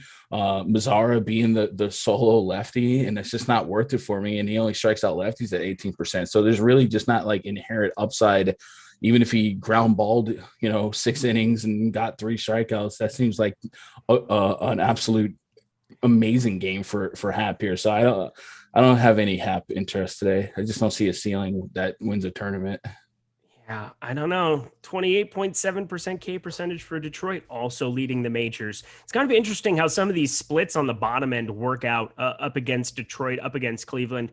Maybe because they're just bad baseball teams. Maybe that's part of it. But I definitely do like the 2-man. Ramirez and Reyes, I will say that every day until I'm blue in the face. I will still love them, but definitely have Duffy interest. And I'm going to have some smattering of JHAP. I'm just going to have a little bit in tournaments because, again, we're trying to beat, 10,000, 15,000 entries in some of these big tournaments. And I think that there's a path for him to survive at 5,700. I'm going to use the word survive. I need 15 out of him today. And I would be pretty thrilled with such things to pair with Darvish and get exposure to some of these other stacks. But before we head on over 2 stacks, let's go over the Awesemo Plus tools and content that we have for nearly every DFS sport out here. Weekly pass starting at $29.95 right now. And that includes full access to all of our premium content and tools on Awesemo.com, including player projections, ownership projections, our premium Slack channel, which is fantastic to be able to keep up with the goings on. We got News God always in there, updating weather. He will let us know about everything going on here and much more. And if you're a user of Awesemo Plus Platinum, then you can take advantage of the promo code we have for this show, which is MLB Live Before Lock, all caps, one word, for 25% off of your first week of Awesemo Plus Platinum. And of course, MLB DFS, you can just sign up for $15.95 for the weekly package for that. But I'm telling you, with UFC this weekend, with the NBA Finals still kicking, with all of the goodies that we have over here behind the paywall, we're starting up so much fantasy football stuff. Matt Gajewski did an awesome job with Lofty yesterday. What a boss he is when it comes down to breaking down the NFL content we have coming out. So definitely be on the lookout for all the goings on there. They did a great job with the Underdog Fantasy stuff. So definitely be checking out that, and definitely take advantage of this promo code that we have going. The top stack tool is free today over on Awesemo. It is updated here. We are right now seeing a bunch of ownership going towards pretty much kind of condensed amongst 5. I'd say it's a little bit more spread out than I was expecting. I expected a lot of people to be flocking more towards Minnesota. They're still the highest owned stack. They're 18.2%. Kansas City, 17.7%. Detroit, 16.2%. Cleveland, 13.4%. And yeah, again, you can see all of this for free on Awesemo right now. But does anything really stick out to you there, Gundacker? I mean, is it making sense that it's pretty spread out, or is there a team you think is going a little bit underrepresented? Royals feel high, all things considered, but I guess I understand it. Like the beginning matchup there against Plesac, not one that makes me warm and fuzzy, but we don't expect them to last very long. but the Indian bullpen has been below average. They're in home run per 9+. I'm looking at a little over 80. So they're not giving up power on an average basis, much less versus the rest of the world. So I don't know that I'm getting to the Royals like that right now in my stack percentages. I actually ended up with 15% Royal stack, so I'm slightly under the projected. But I have 5 games, right? You're not going to get to it's 5 games, but you're not going to stack Padres and Nats, so essentially becomes 4 games. And I guess it's going to by default and put ownerships on these teams that maybe if we had 7 games on the slate, it wouldn't be like this. So the Royals kind of stick out, but once you really start thinking about it, it makes sense. We just had a question in the chat. Ryan Durkin bringing up, what is the top stacks? The top stacks tool at Awesemo is a fantastic spot to be. Oh my God, we just got Royals and Indians delayed too. Oof. This is fun. Okay, awesome. Well, anyway, I'm going to continue on here as we're going. So the top stacks tool is basically a spot to be able to see what the top stack percentage is projected to be by the team here at Awesemo. You've got Alex Baker, you've got Steve Buzzard, you've got Eddie Lai, you've got all these amazing minds sitting behind the scenes that are updating ownerships, that are updating top stack potential that they have, and being able to it's combining their top stack potential along with how owned they're going to be in order to get a leverage score on the back end. So right now, for instance, Minnesota's going a little bit over-owned, 18.2% ownership share compared to being the top stack, like 15.3% of the time, you're getting a negative leverage score. It's about 3% that they're going to be over-owned. It doesn't say don't own Minnesota. It's not saying we shouldn't play Minnesota, but it's saying possibly to walk a thin line, find ways to get a little bit different with some of your stacks on that team, maybe find other directions to be going if that isn't a spot that really jumps out to you. Again, I think Minnesota's in a fantastic spot. That's my team. I watch them all the time. That is a team I'm going to have a lot of exposure to today amongst a lot of the right-handed bats up and down the lineup. It's great to see Donaldson back in the mix, Nelson Cruz as well. Both of those guys, 558 X slugging or better for the season. Completely awesome spot. I mean, come on. This slate's outrageous here at this point in time, and finding ways to get different with those guys because they're going to be so highly owned at this point in time. That's going to be what the top stacks tool really shows you. A couple of these guys on the bottom end, Milwaukee, only 18.9% or 8.9% of the time they're going to be the top stack, but only a 3% ownership share. They are by far our highest leverage team on this slate. Do you have some interest in going to Milwaukee bats at this point in time? Yeah, like I said, Tyler Mahle is my highest owned pitcher, but on a 5-game slate, we're looking for some type of nuance to be opposite the field somewhere to gain leverage because you need leverage. You just do. It makes sense. I'm actually kind of surprised that Milwaukee is lower owned teams against the Max Scherzer and Yu Darvish, but it is what it is. I guess 2.5%. That's probably too low. Like there's definitely a higher range of outcomes in my mind for that stack to pay off because this while Mahle's good, if he has a rough game, even if he has a solid game but gets an early hook at 5, sometimes some of these pitchers right before the All-Star break will get hooked early. This bullpen's really, really bad, so you might even pay off a bullpen if you get 3-4 innings of at bats against those guys. So yeah, I think that ownership on the Brewers is way too low. There's absolutely no reason not to get some exposure to that. Willie Adames has been really good. Christian Yelich is in the mix there. Avi Garcia, Omar Narvaez, 2 guys I would definitely want to get behind. We've seen a power surge from former Yankee great Jace Peterson.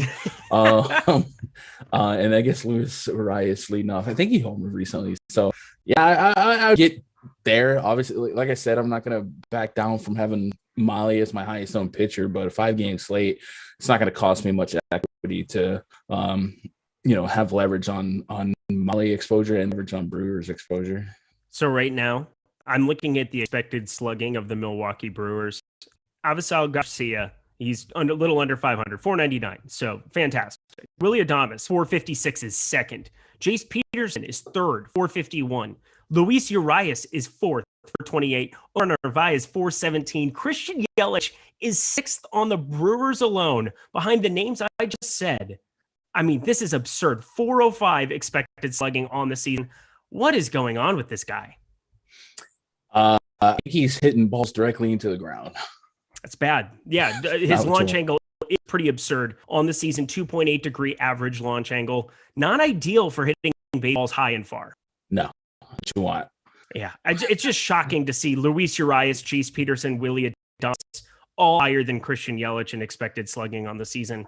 Well, that's going to be it. And I think I'm just going to have to be going to a little bit more of. And that's the stuff that you can make decisions using the Top Stacks tool. It's probably the biggest part of the process in figuring out who to be turning to, figuring out who's going to be negatively leveraged, positively leveraged. I mean, this is just telling me to get to a little bit more Milwaukee. And the number of times that it turns out for you over the course of a Major League Baseball season, like it might not work out tonight. And I think anybody who tells you in tournaments in MLB DFS that they win at a higher than like a 35% clip on the days that they end up winning, like they're just lying to you. Like you're going to lose more than you win. But it comes down to maximizing your ability to finish up top when you do win. And that's kind of what we're gearing for. So I'm going to keep making good decisions. I mean, Minnesota, I feel like is a little bit, their ownership just went up a little bit more. So now they're at 21% in our last refresh here. So going even a little bit more negatively leveraged. It is getting very, very interesting. It is very volatile right now in the ownership streets. That's saying I hear you just fine. So I don't know if there's a feed issue with our baseline audio here, but my internet's bad. But for me, no, I'm hearing you fine. So okay. Okay. Oh, it's on your end. Okay. Okay, you're the man. Yeah, that's producer Jordan back there. He's the man. You're so choppy. It's time to get cable internet and give up the satellite. I can't. My hotel manager won't let me. It's not how it works here at the Holiday Inn Express. I got to just be living my life here. And I just do what they tell me to. And I pay my bill at the end of the week. That's just kind of how it works. But either way, is there any other team that really sticks out to you here? Would you be willing to take any shots on San Diego or Washington? Like let's say you were building 20 lineups in a 20 max. Would you have any stacks of those two? So in 20, yeah, it's a tougher question. Probably not. I think we've got what we need to get elsewhere, and I'll just take my whatever happens. Like I'd rather in 20, I'll probably get different by a couple of players in this slate particularly. Some slates will offer up. But if you want to paint a picture, particularly in this case against Max, I think there's a world like so far this season, Max has really struggled with power to righties, 182 home run per nine, a 48.2% fly ball rate, 36% hard contact rate. There's a world where high class hitters like Fernando Tatis get into one against them, Manny Machado. And then this is also a Padres team that's extremely aggressive on the bases. So, I don't know that they necessarily project well at these prices in the matchup, but there's a world at the ownerships that they're projected at in terms of a collective team stack where it makes sense mathematically that Tatis can get him one, Machado, a couple stolen bases here, and it might pay off. So maybe not 4 or 5 guys with a high level of warm and fuzzies, but there's justification there. Yeah, I definitely think there is as well. Our show today, our lovely Live Before Lock, I think Lock is actually going to be at 8:05 p.m. Eastern time now at this point in time. We're going to probably, I don't know. I'm not sure if I'm going to be just removing all of the exposure to Kansas City and Cleveland here yet. It's delayed. We have people in the chat saying that they live west of Cleveland and that it doesn't look good. I'll get word from Loco on whether or not we get the thumbs up or the thumbs down. I believe that's Gladiator style, Joaquin Phoenix. We'll figure out which direction it's going. But one thing I know that I definitely know is Jock Market. And if you haven't heard, Jock Market has turned fantasy sports into the stock exchange. You don't have to wait until the end of games in order to make your money. Jock Market allows you to buy and sell shares of players in real time for real money with guaranteed payouts for all shares at the end of the night. And with daily markets for NBA, MLB, NHL, and PGA, you can make real money every hour, every minute, every second of every single match. So use the pregame IPO to pick up shares of your favorite players, then buy, sell, or hold during the game based on your analysis or based on the weather, because that seems to be a thing here at this point in time too. Download the app to get started and use our exclusive Awesemo promo code Awesemo, AWESEMO, for a $50 bonus on your first deposit. This is an exclusive offer only for the Awesemo community, so make sure to take advantage of it today. That's Awesemo for a $50 bonus. That is good times. That is how you build a bankroll. That's also how you sustain a bankroll. It's also $50 free. So these are all things you need to be doing immediately. Thank you so much to Jock Market for your sponsorship. It's been a blast to be able to play over there, so definitely give them a shot. Playing Cleveland. All right, we got Loco playing Cleveland. That's good enough for me. I will be keeping Cleveland a part of everything that I'm doing at this point in time. Maybe people run off because, again, it seems like every game is getting canceled at this point in time. But let's go over a couple of one-offs, shall we? We should do some of that, and then we'll get to some questions. If you want to load those up in Premium Slack, if you want to load those up in the YouTube chat, we will get to those here. But give me some home run calls. Give me a trifecta. Give me a high-tier guy that you really like. Give me a mid-tier guy that you really like. And give me a low-cost homer today. So in the bomb detector, Nelson Cruz at the tippy top at 4.51. Rightfully so. Eric Haas, he's my highest owned catcher, 4.45 on the bomb detector. I think he's my highest owned more so because he's dual position eligible, a whole catcher outfield. He's my highest owned batter on this slate.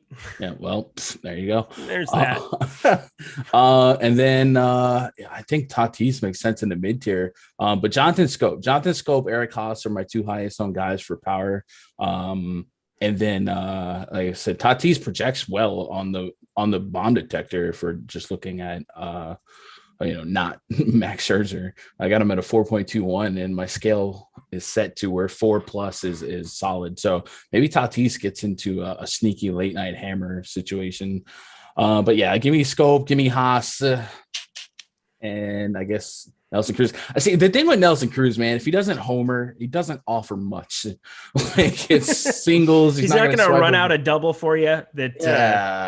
Weekly. But here's the nice thing about him too is that generally the ball's getting hit hard, and so if it gets in a gap, it's a double kind of automatically. Like he's actually been fingers crossed, avoiding injuries this season. So I'm kind of I'm feeling all right with him at the moment, turning first. I always get that weird feeling when Josh Donaldson starts stretching out a single at this point in time, when he starts going into second, because it seems like that's where he gets injured every single time. Yeah. Hopefully that doesn't happen. And hopefully they don't sub him out in the late innings if it's a close game. But he definitely has the highest power rating in my model. Yeah, I think he should be. That's flat out. I'm refreshing ownership here right now over on the DraftKings slate, but I got to imagine even at 5,600, we're going to be able to fit him. We don't have the exposure to Toronto that we would have been trying to make people work. Haas, I just absolutely love. That's that guy I'm playing as a one-off in so many different lineups. Again, I have 8% Haas, I have 8% Hap at the moment. Haas is just such a fantastic play, 4,300 at the catcher position. You can also play him in the outfield if you want to get really stupid with it, but I don't know why you would do such things because catcher is generally Garbaggio, and it is once again today. Let's see. Do we have any questions of people kind of coming up? Playing Donaldson. I am absolutely playing some Josh Donaldson in my life. I have no problem for that. I have 2,500 left over on DK after my build for a GPP. Let us pray. Well, leaving salary on the table, definitely a viable thing to be doing today. Maybe less so today than other slates just because you have Scherzer and Darvish. And if you can get up to both of them, you absolutely get up to both of them. If you're playing Molly, I think that works as well. There are definitely some slates, though, in MLB where I'm leaving 2,500 on the table because some of the mid-tier pitching options I like more than some of the expensive arms on the slate. Is that something that you ever do as well, Gundacker? No, I usually set and forget it. 2,500. I wouldn't say that's my average salary left, but I pay no mind to how much salary I'm leaving here and there. I guess when you're making one lineup, you feel the pressure a little bit more. But usually I'll min my salary at 60% and let it fly because I don't really it's not really. Well, yes, there are projections in. Are you hearing that or am I freaking out? There are. I'm hearing a weird. Okay. We're off the rails. It's fine. Our pets' heads are falling off. It's fine. Our pets, I'm sorry, Mr. Perfect. I had those whole gloves the whole time. What was I saying, Eric? I'm completely distracted. Doesn't matter. I think salary. It might be a better use of our time to do movie quotes for the next 22 minutes, especially if we lose this Cleveland game at this point in time. I mean, at least people will be entertained. I guess I look like Joaquin Phoenix now, so that's nifty. I'd be okay with that. He's a pretty good movie star at this point in time. I don't want to do his Joker because it just freaks me out. But continue on. We were just talking about leaving salary on the table and bringing that into play. Yeah. So while baseball, like there are projections in baseball, ratings, whatever, I don't really let salary like come at me because you like I guess if you play basketball, right, when we apply value per salary, it means a lot because you hear the term, oh, well, this guy hit value. That's not really a thing in baseball, right? A home run at almost any price is going to be enough to get you to the dance. So I don't really pay mind to salary because it's just not, something that I need to be cognitive of. Usually my projections or model ratings will do the grunt work for me. The only position I might pay attention to value is pitcher, but as far as leaving money on the table, like I said, I'm in my stuff at like 60% and just let it fly. So we've got the runner of all things production behind the scenes, Chris Karen, in the chat there. He said if Gundacker loses his mind in the air, could we get 200 more likes? Can we at least like come up with a movie quote, or can we come up? Do you do like an impersonation of anybody? Can we get something for the people to get some likes up in here? I don't know. I guess maybe a De Niro. I can do the De Niro face a little bit. Let me see it. Yo. Yo. No, okay, that's all I got. I don't know. That's more like so good. Dude. Honestly. Thumbs up. If you don't thumbs up, you're gonna get it. I don't know. That's the dumbest thing I've ever done on live. So. No, honestly, that was fantastic. Dude, that was fantastic. Look at this. This freaking chat is going nuts for you. Dude, that was surprisingly great. It was. Fun. Do it one more time. Give me something. Can you break down? Let's go to the top of the top stacks tool. Come on. Or the top pitcher tool. No, I'm serious. Oh my God. We have 20 minutes. What are we going to do for 20 minutes at this point in time? We have no games to break down at this point in time. We had Adam and Eytan on the last show. They did an amazing job of breaking everything down. We have 5 games. I don't know what other ways. I'm going to be playing both sides of it in a number of places. Give me De Niro doing the top stacks. Or how about your own exposures as De Niro? I don't really have a De Niro voice. It's just a face that I make fun of. But just talk to me about. What are your pitcher exposures on DraftKings? All right. It doesn't. I don't have the voice, man. I have. Give me the look again. Just start with the look and go from there. 60% Molly. He's gonna whack the Brewers. I can't. It's not. Now I'm feeling like Trump a little bit. I don't know. I gotta chill. No.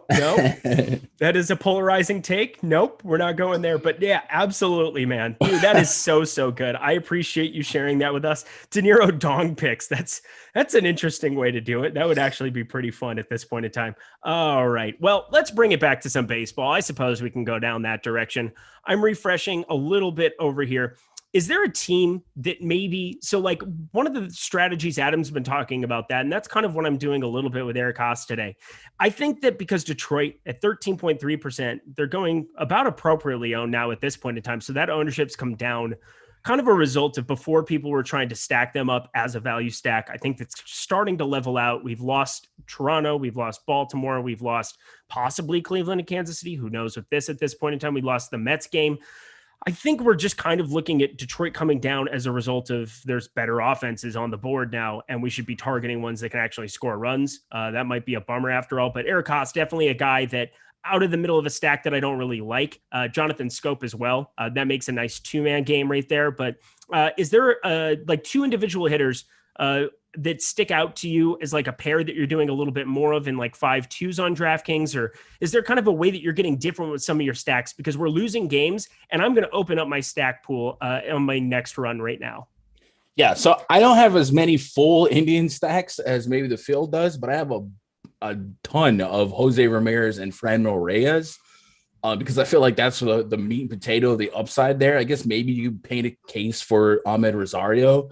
And Cesar Hernandez probably has more home runs than most of you guys realize. But yeah, I got J Ram and Franmil Reyes are the two I got there. I don't know that I could tell you. Maybe I got a little Roberto Perez just because he's a cheap catcher, but I don't have much of the stack itself versus what it's projected to be owned at. So maybe those are two names that stick out. Okay. I like that a lot. I think that those are great calls. And then going across to the pitchers now once more here. I just got logged out. I don't know how this happens. The top stacks tool is free today. I did tell everybody that. I want to remind everybody of that. I also want to remind you that right now, the MLB player props tool, that's really kind of the other thing that I really want to talk about on the front end of this. So we're losing games like flies. This is becoming a difficult DFS slate in a lot of ways. But one of the beautiful things about the MLB player props market is that it's always available. If the game's going, you're going to be able to get exposure to it. And we have this new MLB player props tool that is just phenomenal. The NBA player props tool was super, super profitable. It basically is putting expected ROI and expected win percentage up on the board for you. Right now, we are in the free trial stage of that. And it's just so easy to be able to look there. Tyler Mahle, the over a 7.5 strikeouts for him is our top play on the board. 48% expected ROI. You talked about him being your highest owned pitcher. I have no problem with that whatsoever at this point in time, especially seeing something like that. It can key you in to make good decisions, both in DFS and in the props market. You want to be taking advantage of that. Clicking the link over to Odd Shopper that's sitting next to it. Zach Eflin as well, over on 5.5 for him in this spot as well. I'm fine with that one, but definitely more inclined to be going to the Mahle side. So give that a look as we're talking. Definitely another part of being a member here at Awesemo and all the goodies that we have to offer. Looking at DraftKings and FanDuel, are you playing both sites today or are you just playing one? Both sides. Okay. So what are you doing a little bit differently? I'm clicking over on the top stacks for FanDuel here at this point in time. Refreshing, Minnesota is going crazy owned over there. 20.6% ownership share, 14.3% for Cleveland, 17%, I guess, for Detroit. So that's not so bad. But the top stack potential, it seems like the best point of leverage is Cincinnati on the board here. I think that that's kind of a nice spot to be getting exposure to that team as opposed to on DraftKings. Is there anything different sticking out for you between DraftKings and FanDuel today? Yeah, I have a whole lot less Scherzer and Darvish on FanDuel.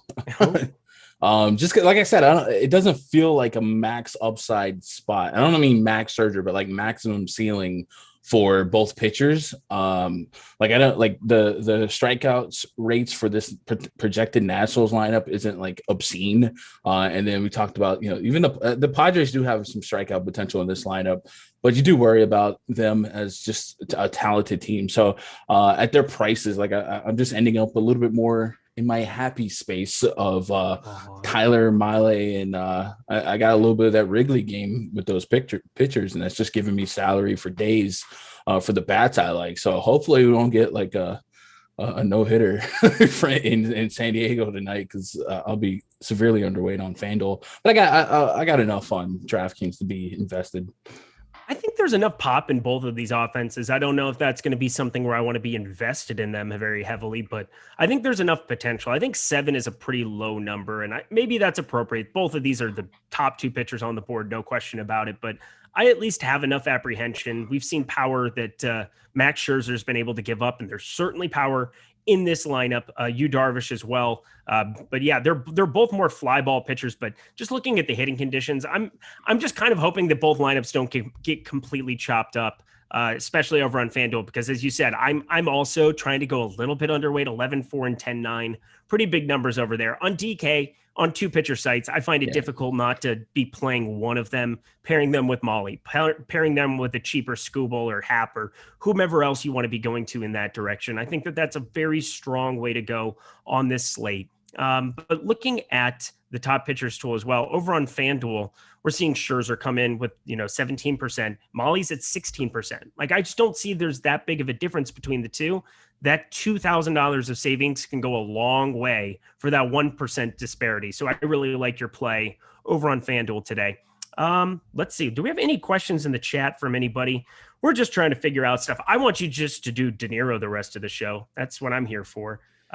Somebody wants me to stop saying goodies. Do I say goodies a lot? I don't know, but now every time you say it, I will notice it. So shout out to that guy. Goodies. That's he says it a lot. Yeah, I guess I do. Now I can hear it. Yeah, you do say it a lot. Yep. You're playing over every conversation we've ever had. You're just letting it replay in your mind. You talking to me? Yeah. Everybody wants a you talking to me. Did you do a you talking to me yet? No, I don't have. Like it's just a facial expression, guys. I don't have the voice. I don't.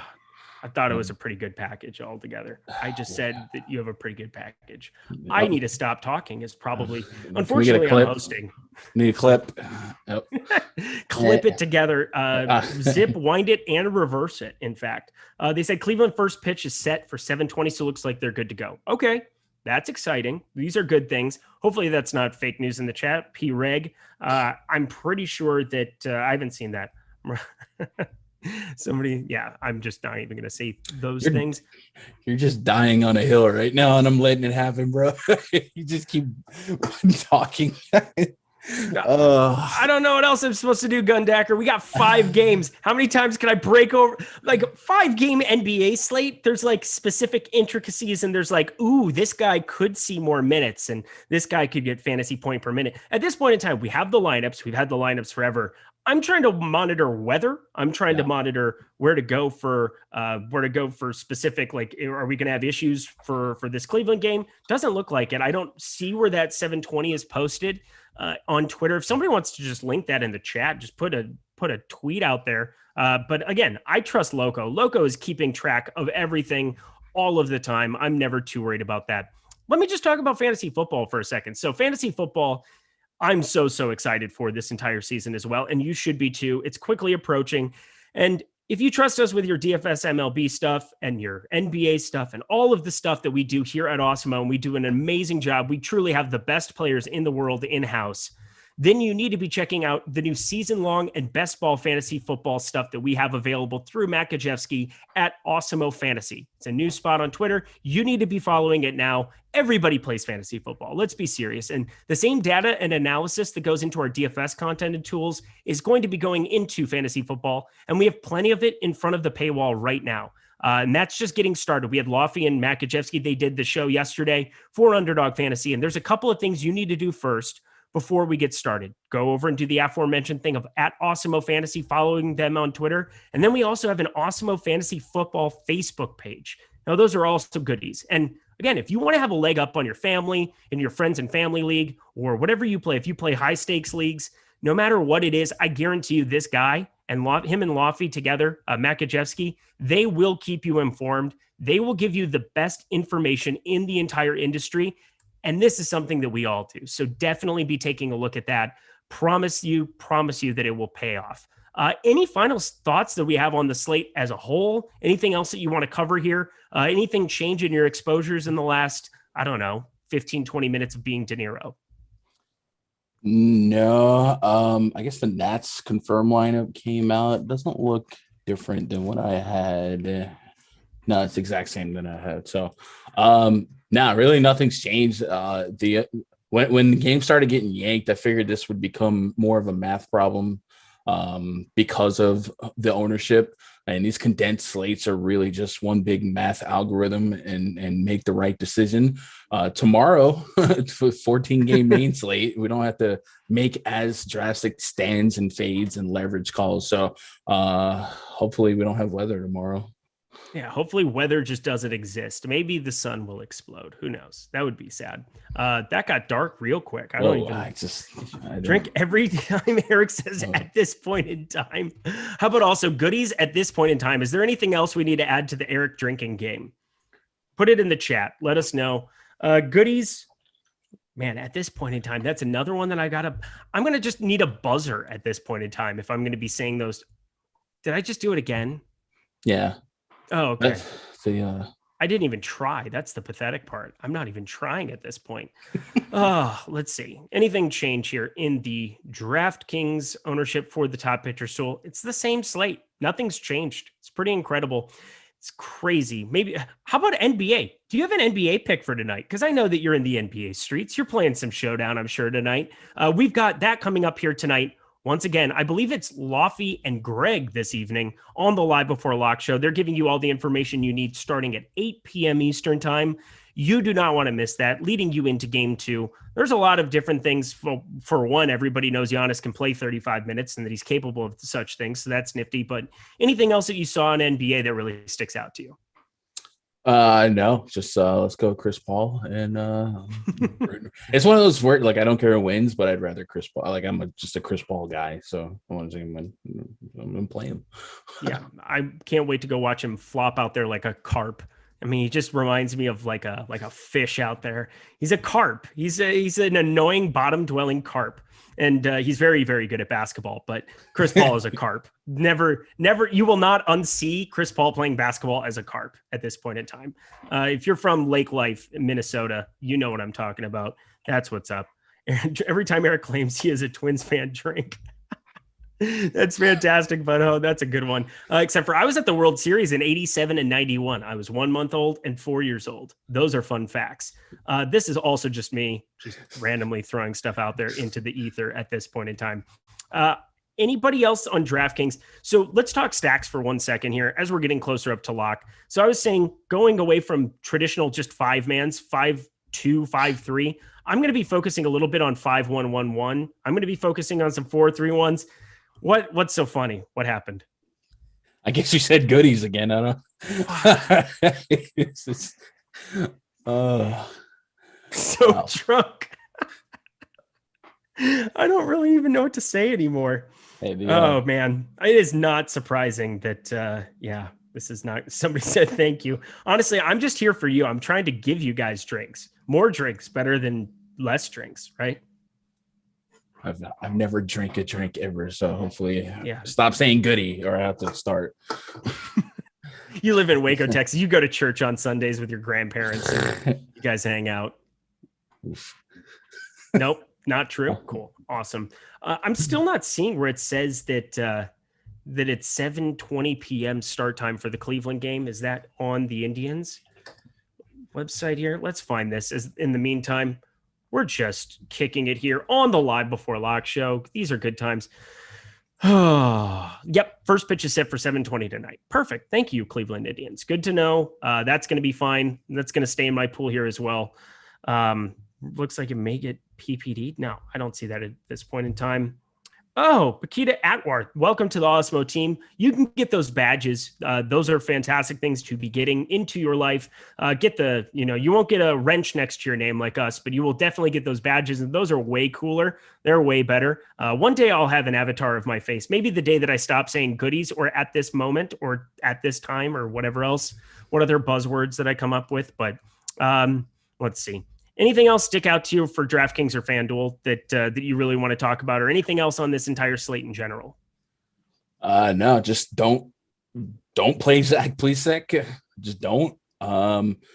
Duffy might like that game. I know there's a first pitch started, but I don't know that it's necessarily clear for pitching altogether. So I had an inclination to add Duffy.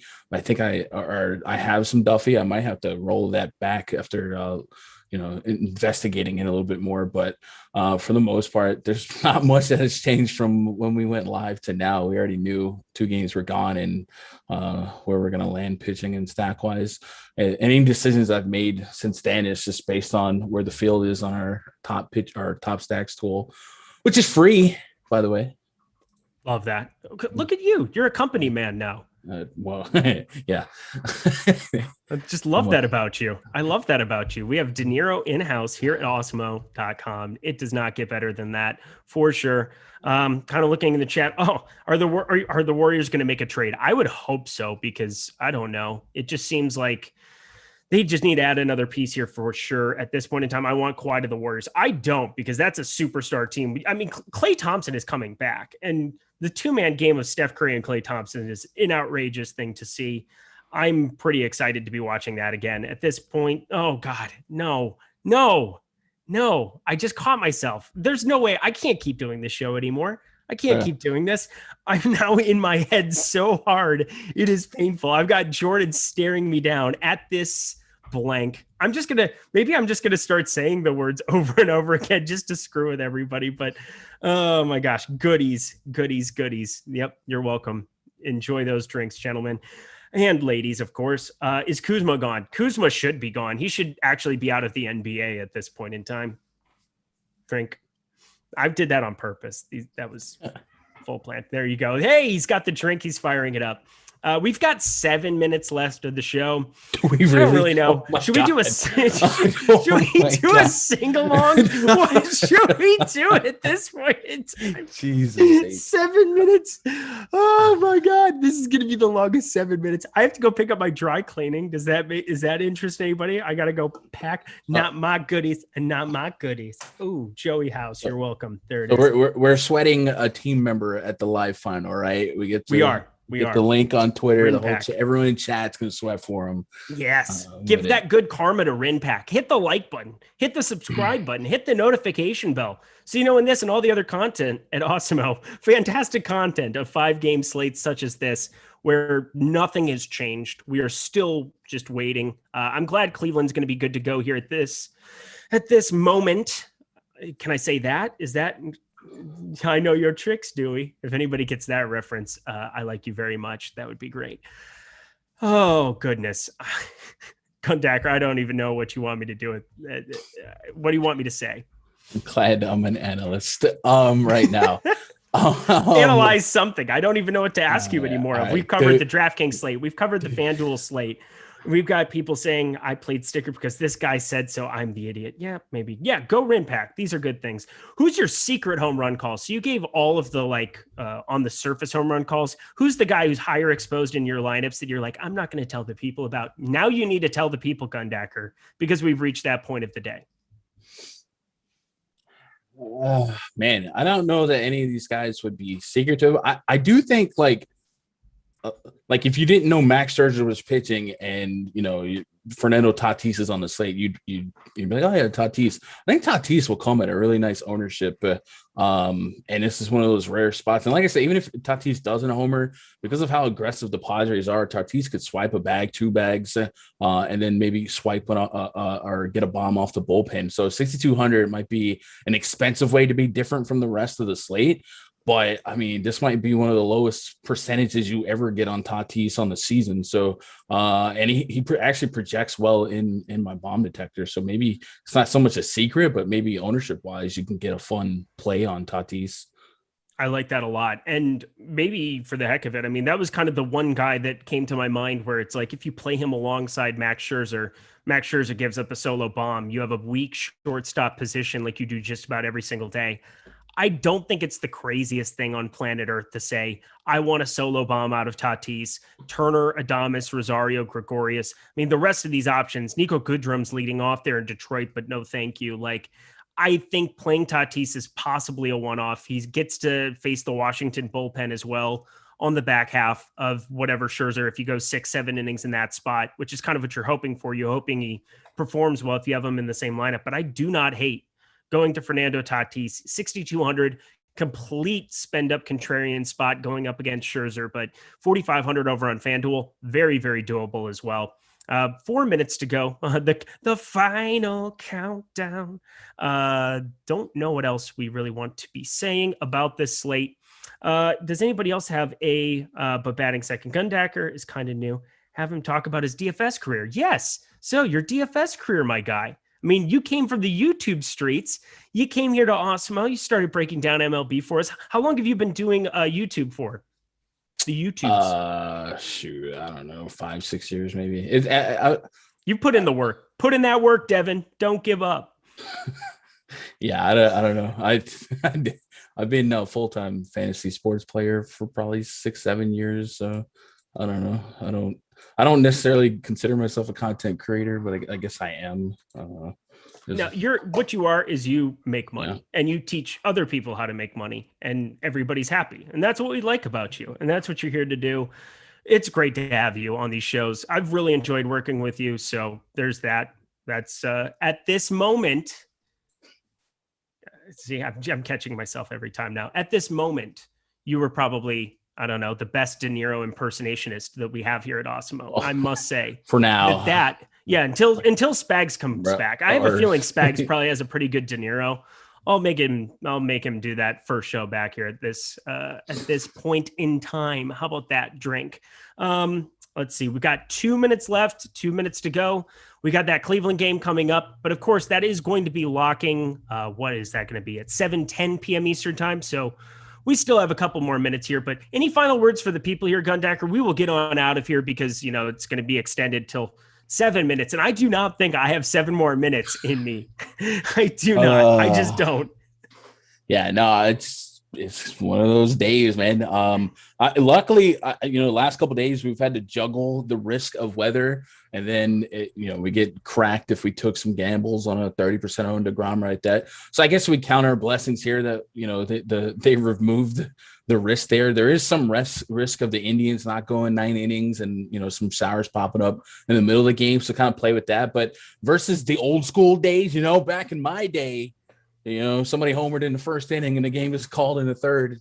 You lose all those points. Now you keep them. So it might be worth, those first 4 innings of Franmil versus Duffy, maybe a pair of at-bats there. So I guess keep that in mind. But I'm kind of happy that we got those games pulled early on.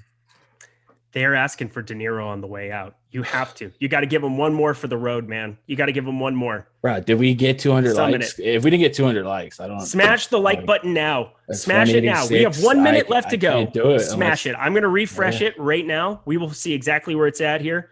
We're getting close. Smash it. 200. I'm not going to do it unless we have 200. Gundacker slid his chair back. He's already done. He's already clocking out while we're live on stream because he's just watching the likes. Get him up here. Finish it out. We just hit 200. Now you got to do it. You're the best chat. Nah, not me. You're the best chat. The best. Okay, sign us off. God dang it. We have reached the end of the show, and that is the best way to possibly do it. Thank you so much to Jock Market. Hit the like button, hit the subscribe button, hit the notification bell. We've got 8 p.m. Eastern time. We've got Greg Ehrenberg, analyst. We've got Laffy, host. We've got all the goodies for the NBA Finals. Game 2 coming up. He's Gundacker. I'm Eric Lindquist. De Niro's out. Eric's out. Bye, y'all.